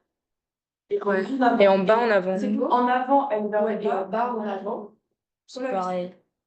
Mais du coup, ça, oui, je croyais que c'était en bas et en arrière. Le vagin ou le Non, le col? col, le col. Le col? Le regard. Mais j'avoue qu'il descend. Mais ça, il fait ça. C'est l'insertion vaginale, c'est l'insertion du vagin sur le col qui, quand elle les regarde derrière, c'est en haut. L'insertion en arrière, elle est en haut, alors que l'insertion en avant, elle est en bas. Donc c'est vrai, c'est ça, je me rappelle ça. Ouais. Ok, ouais, Complexe. ça, c'est bon. En gros, ouais, t'imagines qu'il suit le chemin du vagin, en fait. Oui, c'est ça. Voilà. Donc ça, c'est pour l'insertion vaginale. Donc la partie bah, supravaginale. Donc le col, on a la partie supravaginale et la infravaginale. Donc à partir de l'insertion ici, là, vous imaginez le... Voilà, tac. Donc au bout, on a l'orifice externe du col, là. Et l'orifice externe du col, ça bouge vers le canal cervical. Bah, du coup, c'est lui. Attendez, il faut que j'efface tout. Donc l'orifice externe du col et interne du col. Voilà, c'est ça, hein? Voilà. Donc après, vous avez cet orifice chez la nullipare. Du coup, comme elle a jamais eu d'enfant, il n'y a jamais de bébé qui a traversé, ça fait un ponctiforme, donc sous forme de point. Et ensuite, plus il y a des enfants et plus, on va dire, il y a un passage, plus il sera large et irrégulier. Voilà. Donc, vu qu'on parlait des cavités, donc on a la cavité corporelle, elle est triangulaire, mais en fait, faut pas l'imaginer pleine, faut vraiment l'imaginer aplatie, vous voyez? Je sais pas si vous avez déjà vu une image IRM ou de scanner d'un utérus, mais bah en gros, ça fait vraiment, ça fait comme ça, et vous avez la cavité, enfin ça fait vraiment un trait comme ça. Parce que c'est triangulaire, mais comme là c'est coupé, c'est vraiment avec la coupe qu'on la voit triangulaire. Mais sinon, ça fait un espèce de truc aplati comme ça, quoi. Oui, tu vois, ça ressemble pas du tout à ça. Et on dit virtuelle parce que elle devient réelle que quand il y a l'implantation, pas que quand il y a un bébé dedans, quoi. Sinon, en fait, c'est plat et il y a rien, et c'est pour ça qu'on dit qu'elle est virtuelle. Tandis que le canal cervical, lui, c'est réel. Et dedans, on a ce qu'on appelle la glaire cervicale qui va faire une barrière aux spermatozoïdes. Donc elle est fusiforme. Ouais, tu vois, ça fait forme de fusée, un peu comme un suppôt, genre. Et voilà, triangulaire. Donc voilà. Pas de questions en particulier, ça va. Ouais. Dans le chat aussi, ça va. Voilà, voilà. Ensuite, on a les ligaments. Donc, utéro-sacro, parce que utérus et le sacrum. Et ensuite, les ligaments vésico-utérins. Bon, ça, vraiment, on s'en fout un petit peu. Ensuite, vous avez compris paramètres et paracervix ou pas? Lequel est en haut ou en bas, quels sont les rapports. Ouais. Alors, déjà, pour retenir qui est en haut, qui est en bas, mètre, c'est le suffixe. Tu vois, quand on dit mètre, paramètre, on parle de l'utérus. Mais après, il n'est pas trop C'est quoi le schéma? C'est un truc que j'ai refait moi. Ah! Parce Ah, mais oui, c'est le comme schéma la de la prof. prof, Mais j'avais fait le ah même. bon. Ouais. Ah, mais Mais voilà, après, c'est bien. c'est pas trop juste non plus. Parce qu'en fait, le paramètre, ça va être toute la partie de l'utérus. Oui, le paramètre, c'est toute la partie de l'utérus qui est sous le mésomètre, c'est-à-dire sous le ligament. Oui. Mais franchement, c'est pas archi pas mal. En gros, bah, là, tu vois ça, tout ce qu'on voit là, ce feuillet, tu vois, qui fait comme ça, Mhm. ça, c'est le ligament large. En gros, c'est le péritoine. Le ligament large, en fait, c'est le péritoine qui recouvre l'utérus. C'est ça, le ligament large. C'est vrai, la faute. Et en dessous, après, on verra une image, ça sera plus clair. T'as le para. Moi, vous avez fait latin, grec ou pas? Ah voilà. Bah, para, ça veut dire à côté.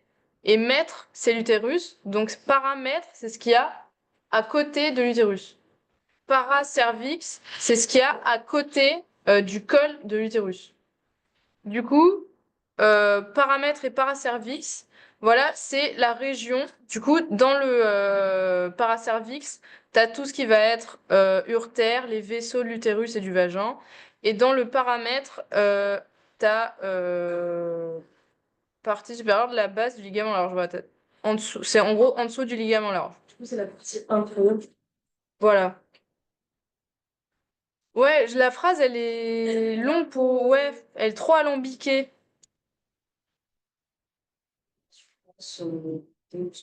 Soit les côtés, mais là, ça imagine pas un truc. Ben, on le dit pas clairement, mais pour retenir, oui. Pour retenir, retiens ça. C'est genre tout ce qui, on va dire, c'est l'environnement autour de l'utérus. Mais après, en fait, ça, en LAS, on le dit pas, mais je sais que dans le poly de passe, en gros, paramètres et paracervix, ça correspond à des ligaments. Mais du coup, quand on les nomme comme ça, c'est genre, c'est des styles du ligament large qui lui-même est du péritoine. C'est des appellations, c'est pas des éléments. De quoi? Paramètres, paracervix? Oui, parce que vous me dites que le ligament large, genre la partie péritoine qui vient se déposer Ouais. sur le utérus de Ouais. côté, soit c'est une autre appellation du péritoine. Ouais. Paramètre paracervix, c'est une autre appellation qu'on peut par-dessus du ligament large. Le paramètre paracervix, c'est pas le ligament large, c'est en dessous du ligament large. De la base. De la base, la phrase elle est bizarre. Je pense que j'ai juste copié-collé la phrase du poli. Mais non, mais oublie cette phrase. Hop. On l'oublie à jamais cette phrase. Vraiment, ça, paramètre. Enfin vraiment, c'est et en gros paramètre paracervix, on vous le dit pas, mais c'est des ligaments qui vont contenir les vaisseaux et tout ce qu'il y a autour. Et en fait, j'imagine que c'est en dessous du ligament large. Donc, t'imagines vraiment le drap et ensuite, t'as d'autres ligaments qui vont prendre, t'imagines qu'ils vont tenir l'utérus. Paramètre, paracervix, c'est ce qui permet de tenir l'utérus et le vagin sur les côtés, en fait. Mais du coup, ça gère que les côtés. Je ne sais pas sur le dessus, supérieur. Sur le devant, tu veux dire? Non, t'as la vessie. Sur le dessus, là, la partie la culotte. Là? Non, la partie Non, je vois supérieure, pas. genre. La face, Je vois pas. qui va vers le haut. Hein? Là? Je vois pas où tu dis. Tu vois là où il y a écrit paramètres, juste sur cette partie-là qui descend en arrière, celle-là. Ça? Cette partie-là. Ça, oui. Et c'est tout le paramètre, c'est juste le ligament large. Tout ça, ouais, c'est que du ligament large. Vraiment, paramètre paracervique, c'est en dessous du ligament large. Vraiment, retenez que c'est en dessous. Et c'est latéralement. En gros, c'est ce qui tient l'utérus sur les côtés. En dessous du ligament large. Voilà. J'espère que c'est plus clair. Après, franchement, enfin, c'est des trucs, tu le captes une première fois, tu dois revenir dessus. Et puis, enfin, moi, je sais que j'ai forcé dessus pour vraiment retenir. Il faut vraiment visualiser, mais je sais qu'il y a des schémas. Bah, là, c'est que des schémas du Camina. Est-ce que vous avez c'est un livre d'Anat et il est à la BU médecine pharma. Le Néther aussi demande des trucs aussi. Hein? Non, je pense chez nous. Le Néther- Mais le Camina, il est bien parce qu'il vous met plein de schémas comme ça. Hein? Des petits schémas, le cabinet, des petits schémas. Ouais, voilà. Mais ouais, faut un peu jongler, c'est un peu la chasse, quoi. Et ensuite, donc, le péritoine utérin, bah, c'est ce qui recouvre ce péritoine qui recouvre l'utérus, quoi. Et donc, en avant, là, on a le cul-de-sac vésico-utérin. Et en arrière, le cul-de-sac recto-utérin qu'on appelle cul-de-sac de Douglas. Ça, vraiment, cul-de-sac de Douglas, Douglas, bien sûr. Douglas, c'est la base de la base dans le pelvis périnée. Ça va, cette partie. Ensuite, les rapports intrapéritonéaux. Donc, qu'est-ce qu'il y a? Oh, vas-y, on s'en fout, ça, les danses grêles et tout, ça y est, on sait. Ensuite, donc le septum vésico-utérin. Donc, vous voyez, on a le ligament large. Et en gros, on va dire qu'il va faire une petite extension qui va séparer la vessie du vagin. C'est ce qu'on appelle le septum vésico-utérin. Septum, vous voyez, c'est comme la cloison nasale, le septum. Bah, c'est ce qui sépare la vessie de l'utérus. Voilà. Alors, voilà. Parler du mésomètre. Ah non, voilà. Donc, on avait paramètre para cervix. Et là, on a mésomètre. Ah, mais non, là, on n'était pas en dessous. Ah, mais c'est ça que j'ai confondu. J'ai confondu mésomètre et paramètre. Ah, mais non, là, on est paramètre. Wow. Oui, c'est bon, en fait. Bon, j'ai rien dit. Voilà. Donc, tu vois, là, du coup, là, on le voit bien un peu sur cette coupe. Donc, vraiment, tu vois, tout ce qu'il y a là, en beige, c'est le ligament large. C'est le péritoine. Donc, vraiment, c'est hyper adhérent à l'utérus. Il vient vraiment le coller comme une peau, quoi, comme une seconde peau. Et donc, en dessous, tu vois, tout ça, voilà, là, ça, regardez ici, c'est ça que je vous parlais, c'est la fosse ischio-rectale, ça. Donc, vous voyez, c'est entre le tubo vaginal et là, la partie profonde et superficielle du périnée. Donc, c'est entre le périnée et le diaphragme. Voilà. Donc, le mésomètre, il est bien en haut du paramètre. Donc, paramètre en bas, vu que méso, quand on dit méso, ça qualifie toujours le ligament large. Est-ce que vous savez ce que c'est un méso ou pas? Un méso, en gros, c'est comme un fascia, on va dire. C'est pareil qu'un fascia, comme du péritoine en fait. Enfin, enfin, je reprends. Le méso, quand on dit méso, c'est comme avec l'appareil digestif. Vous voyez, le méso, je me souviens plus, mais bref. Quand on dit méso, en gros, c'est une lame de fibreuse qui contient des vaisseaux. Et en fait, c'est ça à quoi il sert le péritoine, etc., à pouvoir vasculariser et contenir tous ces petits vaisseaux. Et donc, quand on dit méso, c'est vraiment le ligament large. Donc, il est au-dessus. Et le paramètre, c'est comme on dit pour retenir, para, c'est autour. Donc, c'est autour de l'utérus. Voilà. Et donc, là, il y a un rapport important à retenir qui est celui de l'artère utérine et de l'artère vaginale. On a l'artère utérine qui passe en avant de l'urétère et l'artère vaginale, elle passe en arrière. Donc moi, pour retenir, je me disais, l'utérus, il est en haut, donc l'artère vaginale, elle fait un chemin plus court, donc elle passe par l'avant, alors que l'artère vaginale, elle doit aller plus en bas, du coup, elle fait un chemin plus long, et là, vous imaginez l'urétère, du coup, elle passe en arrière. Donc moi, je me disais ça. pour un peu retenir vite fait. C'est clair ou pas? C'est plus clair, mésomètre, paramètre et tout? Ouais. Si vous trouvez toujours pas ça clair, dites-le ou j'essaie de l'expliquer d'une autre manière ou alors Yasmine essaie de vous expliquer à sa manière. Non, ça va? Ouais, c'est surtout, ouais, c'est le fameux schéma qui a compliqué le schéma, mais il a un peu dessiné avec les faux là. Non, Hein? je vois. Avec le méso? Ouais. C'est un gros triangle. Pour lui, il a un peu de schéma. Oui, je vois qu'il faut. Ouais, non. Fais voir. C'est tout. Ah, ça! C'est Oui, mais je crois que j'ai mis un truc qui ressemble. une vue. Dans le chat, ça va. Si tu remontres la diapo d'avant, j'avais pas compris non plus, mais du coup, j'ai compris avec la diapo encore avant. Voilà ça. Ça, en fait, tu vois, genre là, t'as la partie du ligament large, Ça. t'as les trompes utérines, t'as le ligament rond, Voilà. le ligament propre, et en fait, ça clique vraiment là où tout s'arrête. Donc, du coup, c'est le point de la femme. Mais je vous ai mis un schéma magnifique à la fin, vous verrez. C'est comme ça, en fait. Mais j'ai mis un schéma à la fin. C'est bon. C'est le vert. Enseignement. C'est le paramètre en lien. Euh, ça. Ton paramètre, en fait, part du principe que ton paramètre, c'est tout ce qui est en dessous du ligament large, et ton mésomètre, c'est tout ce qui est ligament large. Et donc, du coup, ton paramètre, il va être ici, puisque tout ce qui est en violet, là, c'est ton ligament large. Et tu vois, ça va. c'est en dessous, T'as couru? puisque ça, c'est pas expliqué comme ça. J'ai jamais fait j'ai jamais fait le trajet chez moi, juste fait en moins de 5 minutes. Oui, mais ça, après, c'est par rapport au poste. Bon, je continue. On peut continuer ou qu'est-ce qu'il y a besoin d'expliquer? Si tu veux, là, à la fin, j'ai mis un schéma sur le méso. Sinon, est-ce que vous voulez faire la trompe ou on passe direct au méso? La trompe, ça va. La trompe, ça va? Ligament large. Il y a des touches que je trouve qui sont très bien. Alors, tu mets en fait, c'est super bien. En fait, c'est des sortes de cinématiques où je décompose à chaque fois tout ce qu'il y a. Et pour le ligament À la large. limite, le vert, on le fera à la main. Ah, voilà, le ligament large. Parce que ce schéma, il est un peu bizarre.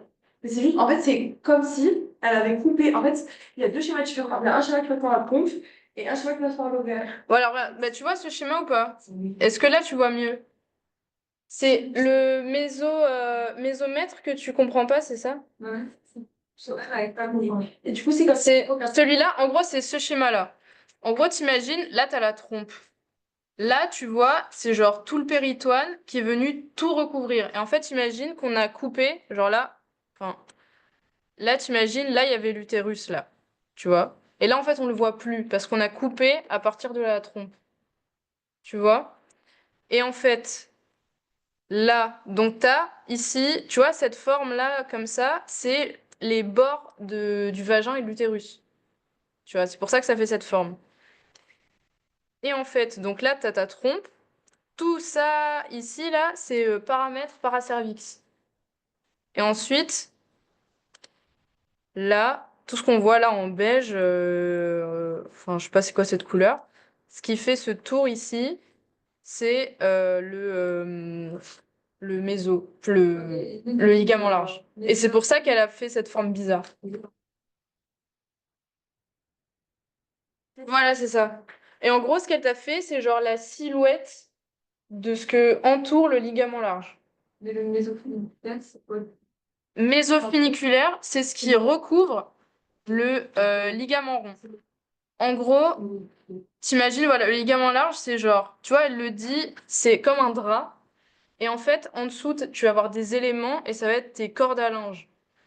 Donc, sur chaque élément, le ligament large va avoir un nom différent. Mésosalpinx, c'est pourquoi?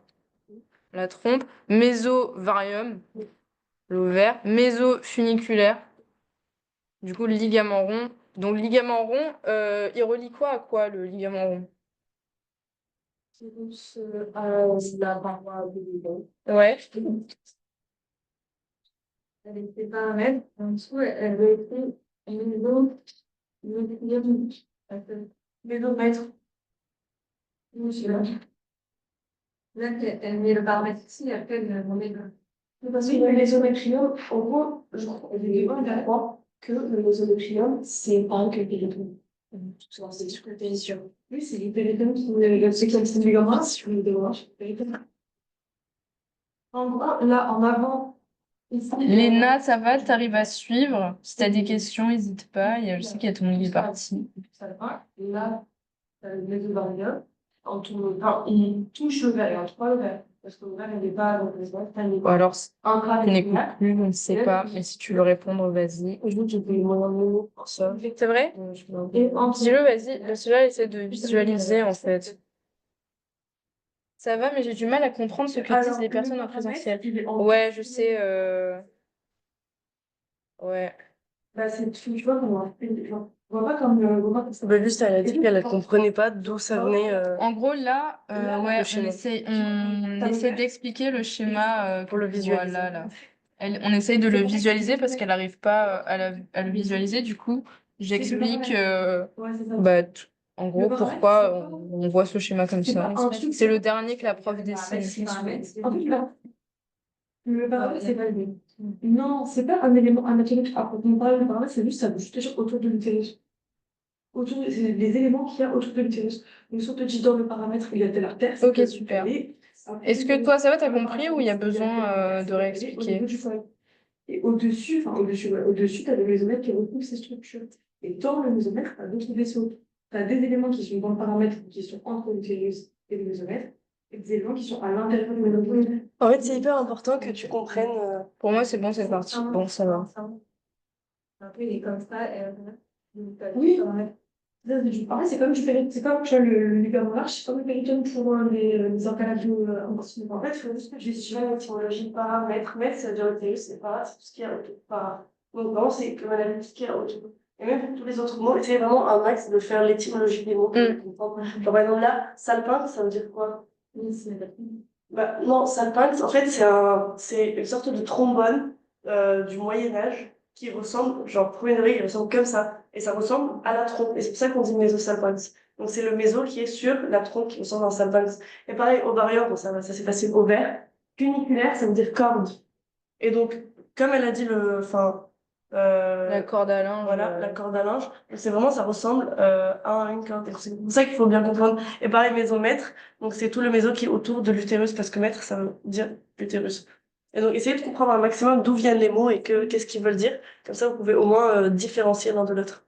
Pas que je vois le paramètre comme un élément anatomique, à proprement parler, je sais pas un élément en fait, c'est juste que. C'est genre un espace, le paramètre. C'est comme la posture. Et dans cet espace, tu as l'artère, l'urtère, tout ça. Ça, ils disent que ça va se Et le méso, c'est le ligament large. Et le ligament large, c'est le péritoine qui recouvre l'utérus. Voilà. Donc voilà. Donc voilà pour détailler mésomètre donc sur la face vésicale et intestinale de l'utérus. Donc là, vous voyez au-dessus. En gros, enfin, on le voit un peu comme un film transparent, mais il faut imaginer que tout tout le ligament large est au-dessus. Donc là, vous voyez, ça fait un peu comme des plis ici, là. Vous imaginez que c'est le ligament large. Donc là, on a le mésomètre. Vous voyez, là, avec la petite flèche, c'est tout ce qu'il y a sur l'utérus. Mésofuniculaire, là, vous avez le ligament rond. Et donc, vous avez bah, le ligament large dessus.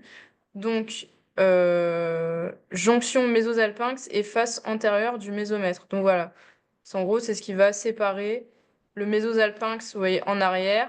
Là, en avant, vous avez le mésomètre. Là, faut imaginer, on va dire, il continue. En gros, on l'imagine juste comme ça. Et ce qu'il y a entre les deux, c'est le mésofuniculaire. Ensuite, mésovarium. C'est à la face postérieure du mésomètre. Enfin, faut vraiment les imaginer comme ça, parce qu'après, on va parler des fosses. Bon, ça, voilà. Donc là, les fossettes. Est-ce que les fossettes, c'est clair? C'est clair? Et on explique les fossettes? Fossettes, fosses, c'est pareil. C'est pareil, fausse, fossette. Léna, est-ce que c'est bon? Juste, enfin, je veux juste vous demander, parce qu'à chaque fois, on est présentiel, distanciel. En fait, quand vous parlez distanciel, ils comprennent rien de ce qui se passe.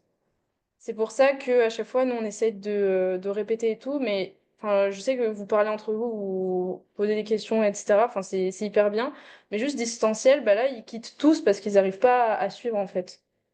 Voilà, je suis juste fait gaffe. À la limite, si on finit le FT, au moins le distanciel, vous voyez, ils sont tranquilles et on répond à la fin à toutes vos questions si vous n'avez pas saisi les trucs. Mais en fait, le faire au milieu, pour nous, c'est hyper compliqué de gérer les deux en même temps, quoi. Donc voilà. Possède, c'est OK pour moi.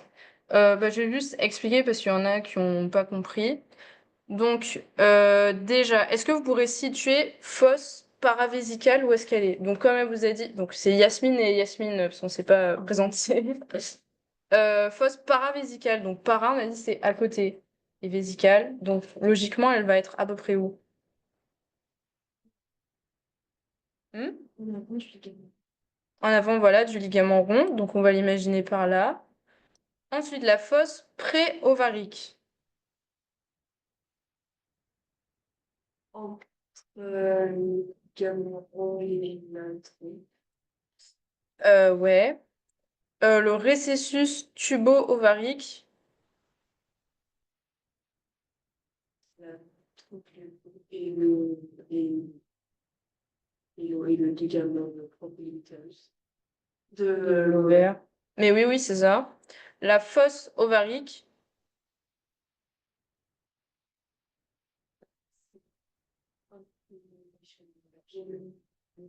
au même endroit. Mhm. L'ovaire, quand il est dans la fosse ovarique, c'est chez qui? Et après, dans la fosse sous-ovarique. Voilà, très important à retenir.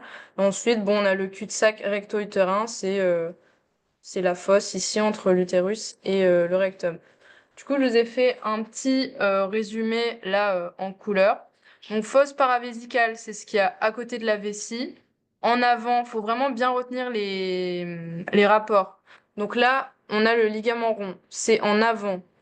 Ensuite, derrière le ligament rond, entre le ligament rond et la trompe, ici, on a la fosse pré-ovarique. Ensuite, entre la trompe et l'ovaire, on a un récessus. En gros, vous voyez, genre votre ovaire et votre trompe, enfin, ça fait vraiment genre comme un bras et ma main comme ça, là. Et en fait, comme ils vont être hyper proches, on aura une petite partie du ligament large qui va s'insérer entre les deux. C'est pour ça qu'on dit récessus. Récessus, on va dire, c'est un peu on va dire un cul-de-sac. Et donc, quand on dit récessus tubo-ovarique, c'est ce qu'il y a entre l'ovaire et la trompe. Ensuite, on a la fosse ovarique qui est entre, ça c'est le ligament lombo-ovarique, voilà, qui va sur le sacrum. Et donc, entre ce ligament-là et l'ovaire, on a la fosse ovarique. Et en dessous, sous-ovarique, qui elle est... Ah mais non. Voilà, qui est entre les ligaments sacro-utérins et lombo-ovarique. Voilà. En gros, faut retenir comme ça. Est-ce que ça va pour les fosses ou pas? Ça permet de bien résumer. Je sais pas si vous visualisez mieux comme ça. Ouais. Ça aide ou pas? Et ensuite, là, pareil, c'est un petit résumé où là, vous voyez bien, en gros, où est la fosse ovarique, le récessus tubo-ovarique et la fosse pré-ovarique. Vous voyez, pré-ovarique, c'est entre ligament rond et la trompe. Voilà. Ensuite, récessus tubo-ovarique, vous voyez, c'est ce que je vous disais, c'est le petit cul-de-sac entre l'ovaire et la trompe. Parce qu'en gros, vous voyez, la trompe, enfin, elle tient l'ovaire comme ça, là, comme des bras, comme ça. Et la fosse ovarique, c'est tout ce qu'il y a en dessous. Là, voilà. Et donc là, pour répéter, mésovarium, hop, il est là. En gros, on le voit, enfin, du coup, la lettre, elle le recouvre, mais c'est ce qu'il y a, hop, là, comme ça. Tac. Ensuite, là, ce que je souligne, c'est le méso-alpinx. Ensuite, mésofuniculaire, on part de là, tac, c'est ce qui recouvre le ligament rond. Et ensuite, le mésomètre, bah, tout ce qu'il y a sur l'utérus.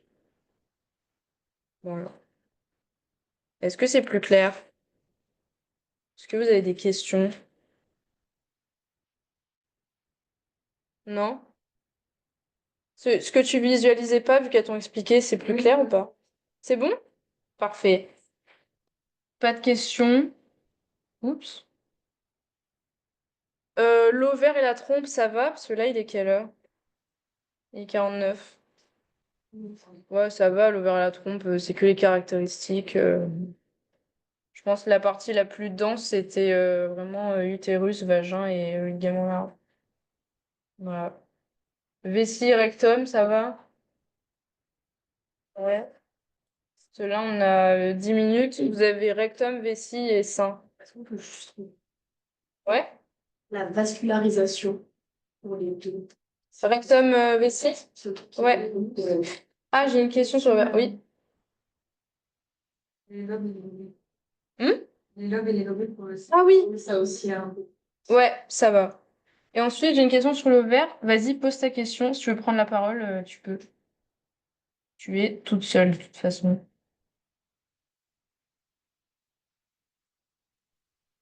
Alors, en fait, c'est par rapport au schéma, j'ai du mal à comprendre les extrémités, les faces, les bords. Ok. Alors, je sais plus si...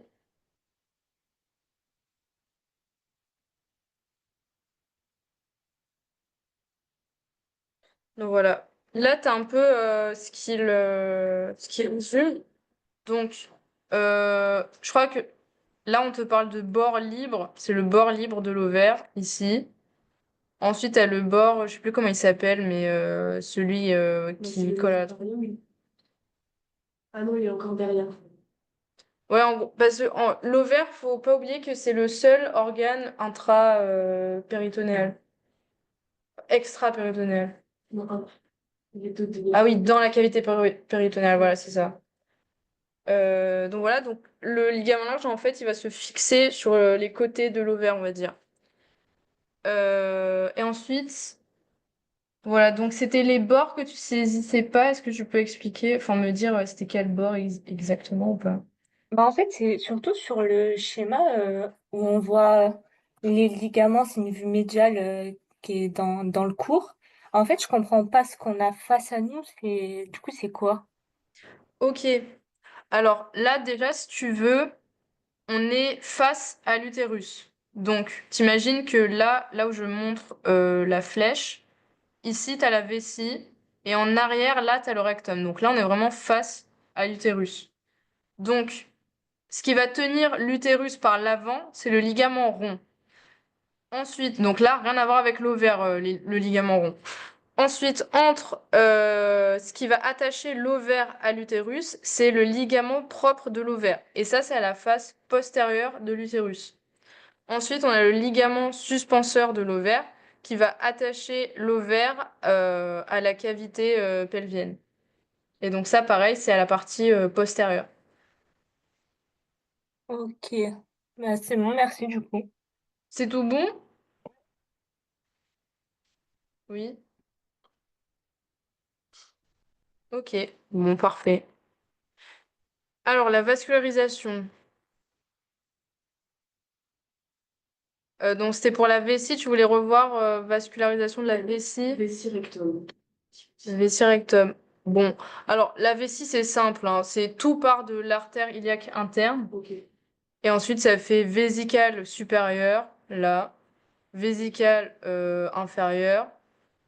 Ensuite, on a l'artère utérine qui donne des branches et l'artère honteuse interne ou obturatrice euh, de... Matrice, elle y est pas. Ah, ah, ça doit être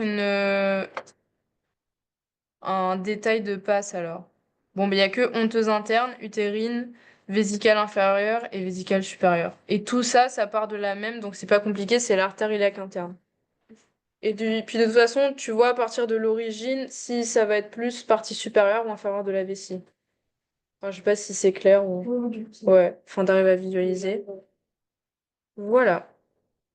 Et ensuite, vascularisation du rectum. Alors ça, bah, du coup, voilà, j'ai fait un petit tableau. Alors, l'artère rectale supérieure, moyenne et inférieure, elles sont issues de qui? Supérieur, c'est artère iliaque interne. Rectale moyenne, c'est obtuse interne. Et inférieure, c'est mésentérique inférieur. Non. Non, c'est pas ça. Supérieure, c'est mésentérique inférieure. Ok. Eh ben, attends, bah, je vais montrer directement. Et après, il y a un petit schéma. Donc, rectale supérieure. Moi, je retenais vraiment en mode la supérieure, elle vient de l'inférieur. Enfin, bon, je le retenais vite fait comme ça. La moyenne, ça vient. Enfin, bon, là, on voit pas, je vais vous mettre le schéma direct. Donc, là, vous voyez, on a l'aorte. Il y a l'artère mésentérique inférieure qui va donner l'artère rectale supérieure. Mhm. Ensuite, l'artère rectale moyenne. Ah, mais c'est pas externe, c'est interne, hein. Je me suis trompée quand j'ai écrit. Mm. Elle vient de l'artère iliaque interne, la moyenne. Et ensuite, l'onteuse interne, elle va donner l'inférieure. Moi, pour retenir, je me disais, honteuse, elle a honte, du coup, elle veut se cacher, du coup, Et en bas. elle est en bas. Ok. Voilà, je retenais comme ça. Et après, mésentérique inférieure, enfin, je sais pas si vous vous souvenez des vaisseaux en passe, de la vascularisation. Non, bof, bof. Bon, bah moi je me disais, la supérieure, elle vient du truc inférieur, et du coup c'était mésentérique inférieure. Genre, oh là, c'est pour la Ouais. rate, le foie, ouais, l'estomac, donc c'est pour retenir. Ouais. Mais du coup, la rectale supérieure, c'est vraiment la seule qui ne vient pas directement de l'iliaque. Voilà. Elle vient pas de branche de l'artère iliaque. Voilà. Si ça vous permet de mieux résumer. Et ensuite, il y a les veines. Donc ça, en gros, ça suit le même chemin. Sauf que les veines, elles n'ont pas un tronc commun. Enfin, il y a la veine iliaque interne qui est drainée par la veine cave inférieure. Vous voyez, veine cave inférieure qui va bah, directement dans le cœur. Et ensuite, il y a la mésentérique inférieure qui fait le tronc porte, qui passe par le foie. Donc voilà.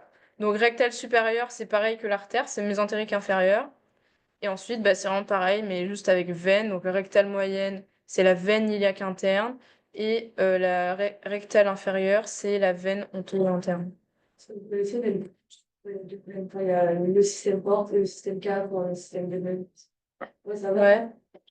Voilà. Pour retenir juste, enfin, la veine cave inférieure, vous savez déjà qu'elle va juste vers le cœur, c'est au niveau du canal anal et pas du rectum. Pourquoi? Parce que vous dites quand on était petit, on mettait le suppôt pour ne pas aller au foie. Comme ça, genre, le médicament, il peut aller directement au cœur et ça peut dévier le foie. Et du coup, c'est pour ça que le canal anal, en bas, bah, ça va éviter d'aller au foie, donc ça va pas aller par la veine porte, mais ça va aller directement au cœur par la veine cave inférieure. Rectale moyenne, c'est partie inférieure du rectum. Oui. Le cave, non. Rectale moyenne, oui, c'est la partie inférieure du rectum. Et ensuite, tu as la rectale inférieure qui, moitié rectum, enfin, tout ce qui est, et surtout le canal anal. Il est bon, ça crame ou pas? Non. Non, parce que pour le rectum, il y a aussi celle-là, mais Ouais, je sais, elle était sur le schéma, mais ouais, non. Voilà. bah, Est-ce qu'il y a d'autres trucs que vous voulez voir? Bon, de toute façon, il est bientôt 20h, mais si et, jamais. non, j'ai le. Ah oui, c'est vrai. Le sein.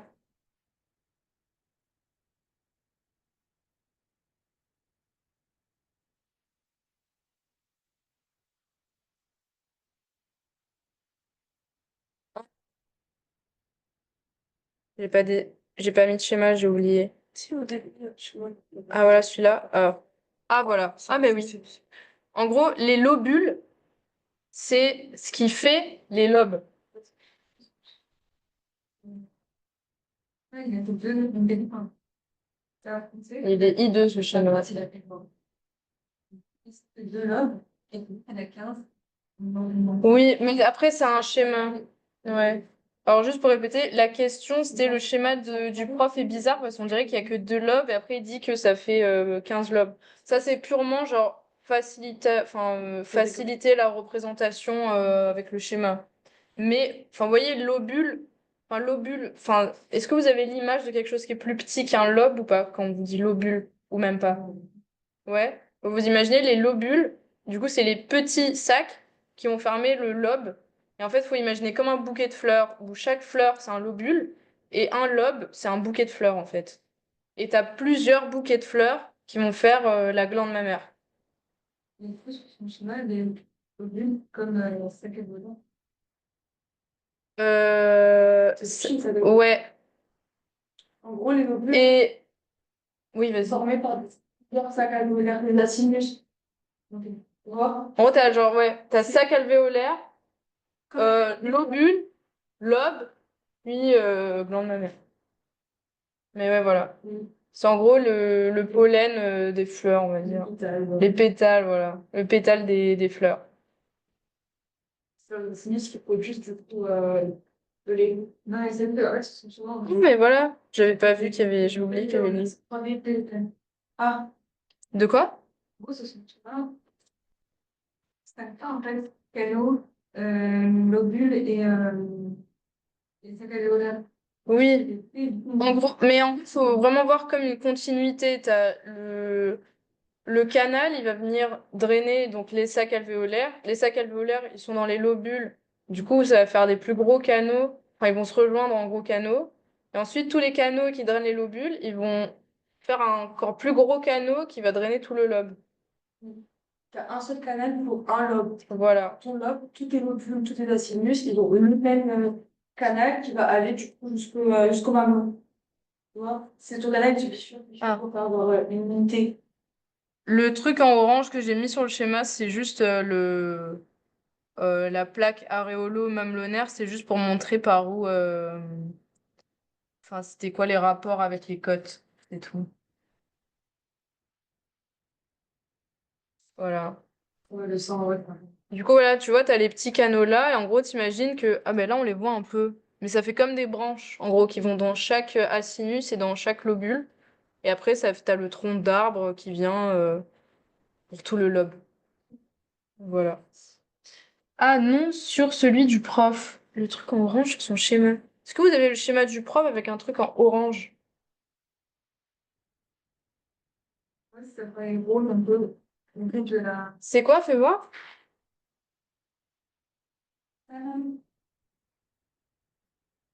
Là, il y a un petit truc, on fait un muscle. Attends. Ouais, c'est le muscle sur l'émission de Ah oui! j'ai trouvé ça. Celui du télotisme, là, comment il s'appelle? Et relevant de Ah voilà, le muscle mammillaire. C'est ce qui est en orange, du coup, sur le schéma, c'est le muscle qui permet d'éjecter le lait. C'est le muscle mammillaire. Pour la traction du mamelon, c'est ça, hein?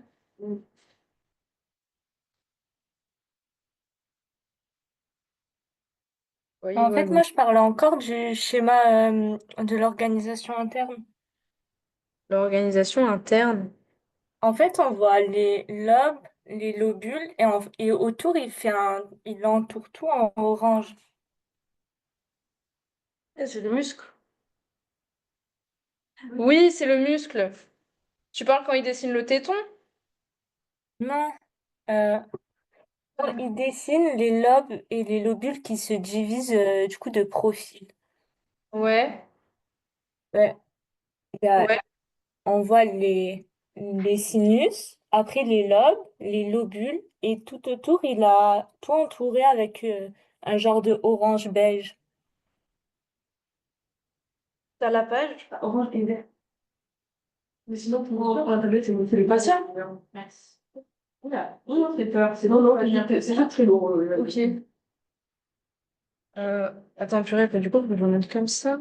On voit rien. Non, mais enlève la tablette, décroche la tablette du clavier et comme ça, tu la tournes et tu lui montres de ta Voilà. main, comme ça. Ah, juste la tiens. Oh, waouh. Alors.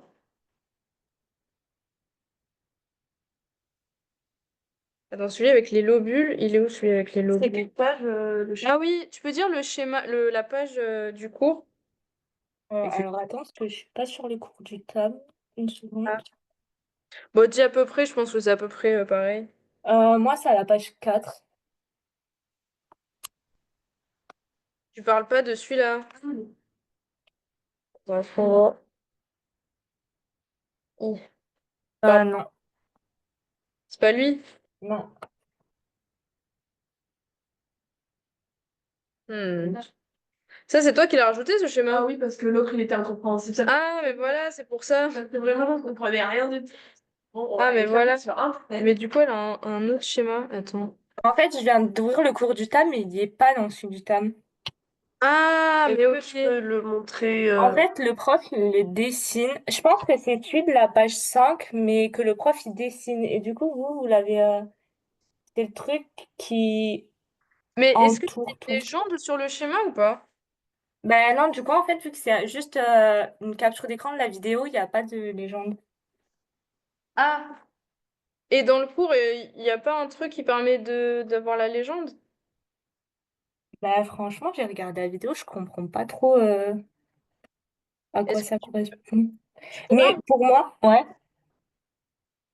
On voit une photo dans le envoyer chat. une photo dans le chat, un screen ou je sais pas quoi? Ok, attends.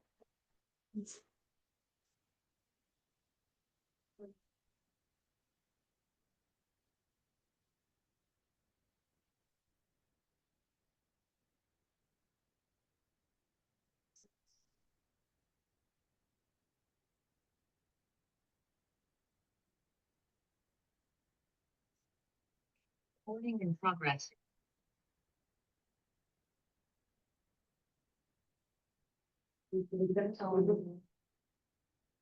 Oui, Concal en avant. Je crois que ça. Mais du coup, c'est pas possible. Oui. Je pense que- Ah, c'est bon, on a reçu. Et comme ça, l'observation. Ouais. Attends, je l'ouvre. Ah, ce qu'il y a en orange. Attends, du coup, vas-y, dis-moi ce qu'il y a en orange. Bah, c'est Ah, le... attends. Ah. Ok, parce que comme j'ai mis sur ma tablette, je m'entendais à 2 fois. Oui. Oula. Ah, c'est bon.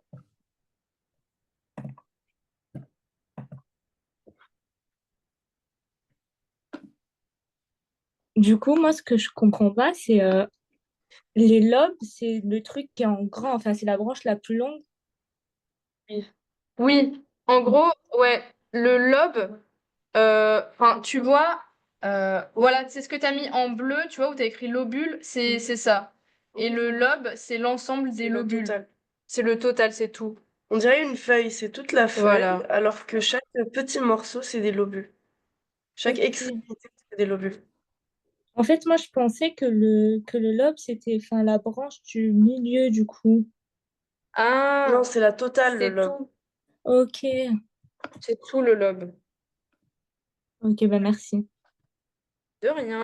En fait, un lobe, c'est un ensemble de lobules qui arrivent par un même canal au téton, enfin au mamelon. Enfin, oui. Mais genre, c'est le moment où le canal arrive au mamelon, c'est un lobe, alors que quand ça va aller vers un canal commun, c'est que c'était un lobule. D'accord. En gros, ouais, faut vraiment imaginer, c'est le même canal qui draine tout. Enfin, il n'y a pas de différence entre le canal. C'est t'as le gros canal qui part du mamelon et ensuite, bah, il va diviser en plusieurs pour drainer tous les lobules. D'accord. Ensuite, t'as ton gros canal qui draine tout le lobe et tous les lobes, ils se rejoignent au bout du téton, du mamelon. Ok, bah en fait, je pense que c'est juste parce que j'avais confondu, du coup, je comprenais pas. Ah, mais pas de souci, c'est pour ça qu'on est là pour expliquer, hein, vraiment pas de souci. Voilà. Est-ce que les moyens de fixité du sein, vous avez des questions ou pas? Non, juste oubliez pas, il le dit pas dans le cours, mais il y a pédicule vasculaire aussi. Ah oui, là, putain. Ouais, il l'a rajouté, enfin, Le mail, elle est là avec une. ouais, ouais, c'est vraiment texto comme on passe, je me rappelle. Voilà, tout est clair? Ah, trop bien. Après, vous aurez la diapo, n'hésitez pas à revenir dessus. Et voilà. Moi, j'ai une dernière question. Oui, pas de souci. En fait, dans le cours du coup de Medivox, je sais pas si c'est pareil dans celui du TAM, mais j'ai un paragraphe où il y a écrit que la sécrétion lactée, elle commence au niveau des lobes Non, au niveau des lobules. Et 2 paragraphes après, il y a écrit qu'elle débute au fond des sacs alvéolaires. En gros, c'est la même chose. Les sacs alvéolaires, en fait, ils sont dans les lobules. Ok, Du coup, quand on te dit la sécrétion, elle commence dans les lobules ou elle commence dans les sacs alvéolaires, en gros, les sacs alvéolaires, c'est ce qui fait les lobules. Du coup, c'est la même chose. ok, ça marche. En tout cas, les deux sont vrais. D'accord. Voilà. Mais il faut faire Si c'est tout, bah voilà. Si t'as d'autres questions, sinon vas-y. Moi, c'est bon, j'ai plus de questions. Bah nickel alors. Bah, j'espère que ça t'a plu et puis bah, bonne soirée, hein. Merci, bonne soirée. Bonne soirée, salut. Merci, bonne soirée. Rentrez bien. Au revoir. Alors, ça, qui s'allume, mais... Donc, en plus, il y a ta note de la lumière qui s'allonge, ouais, puis je pense à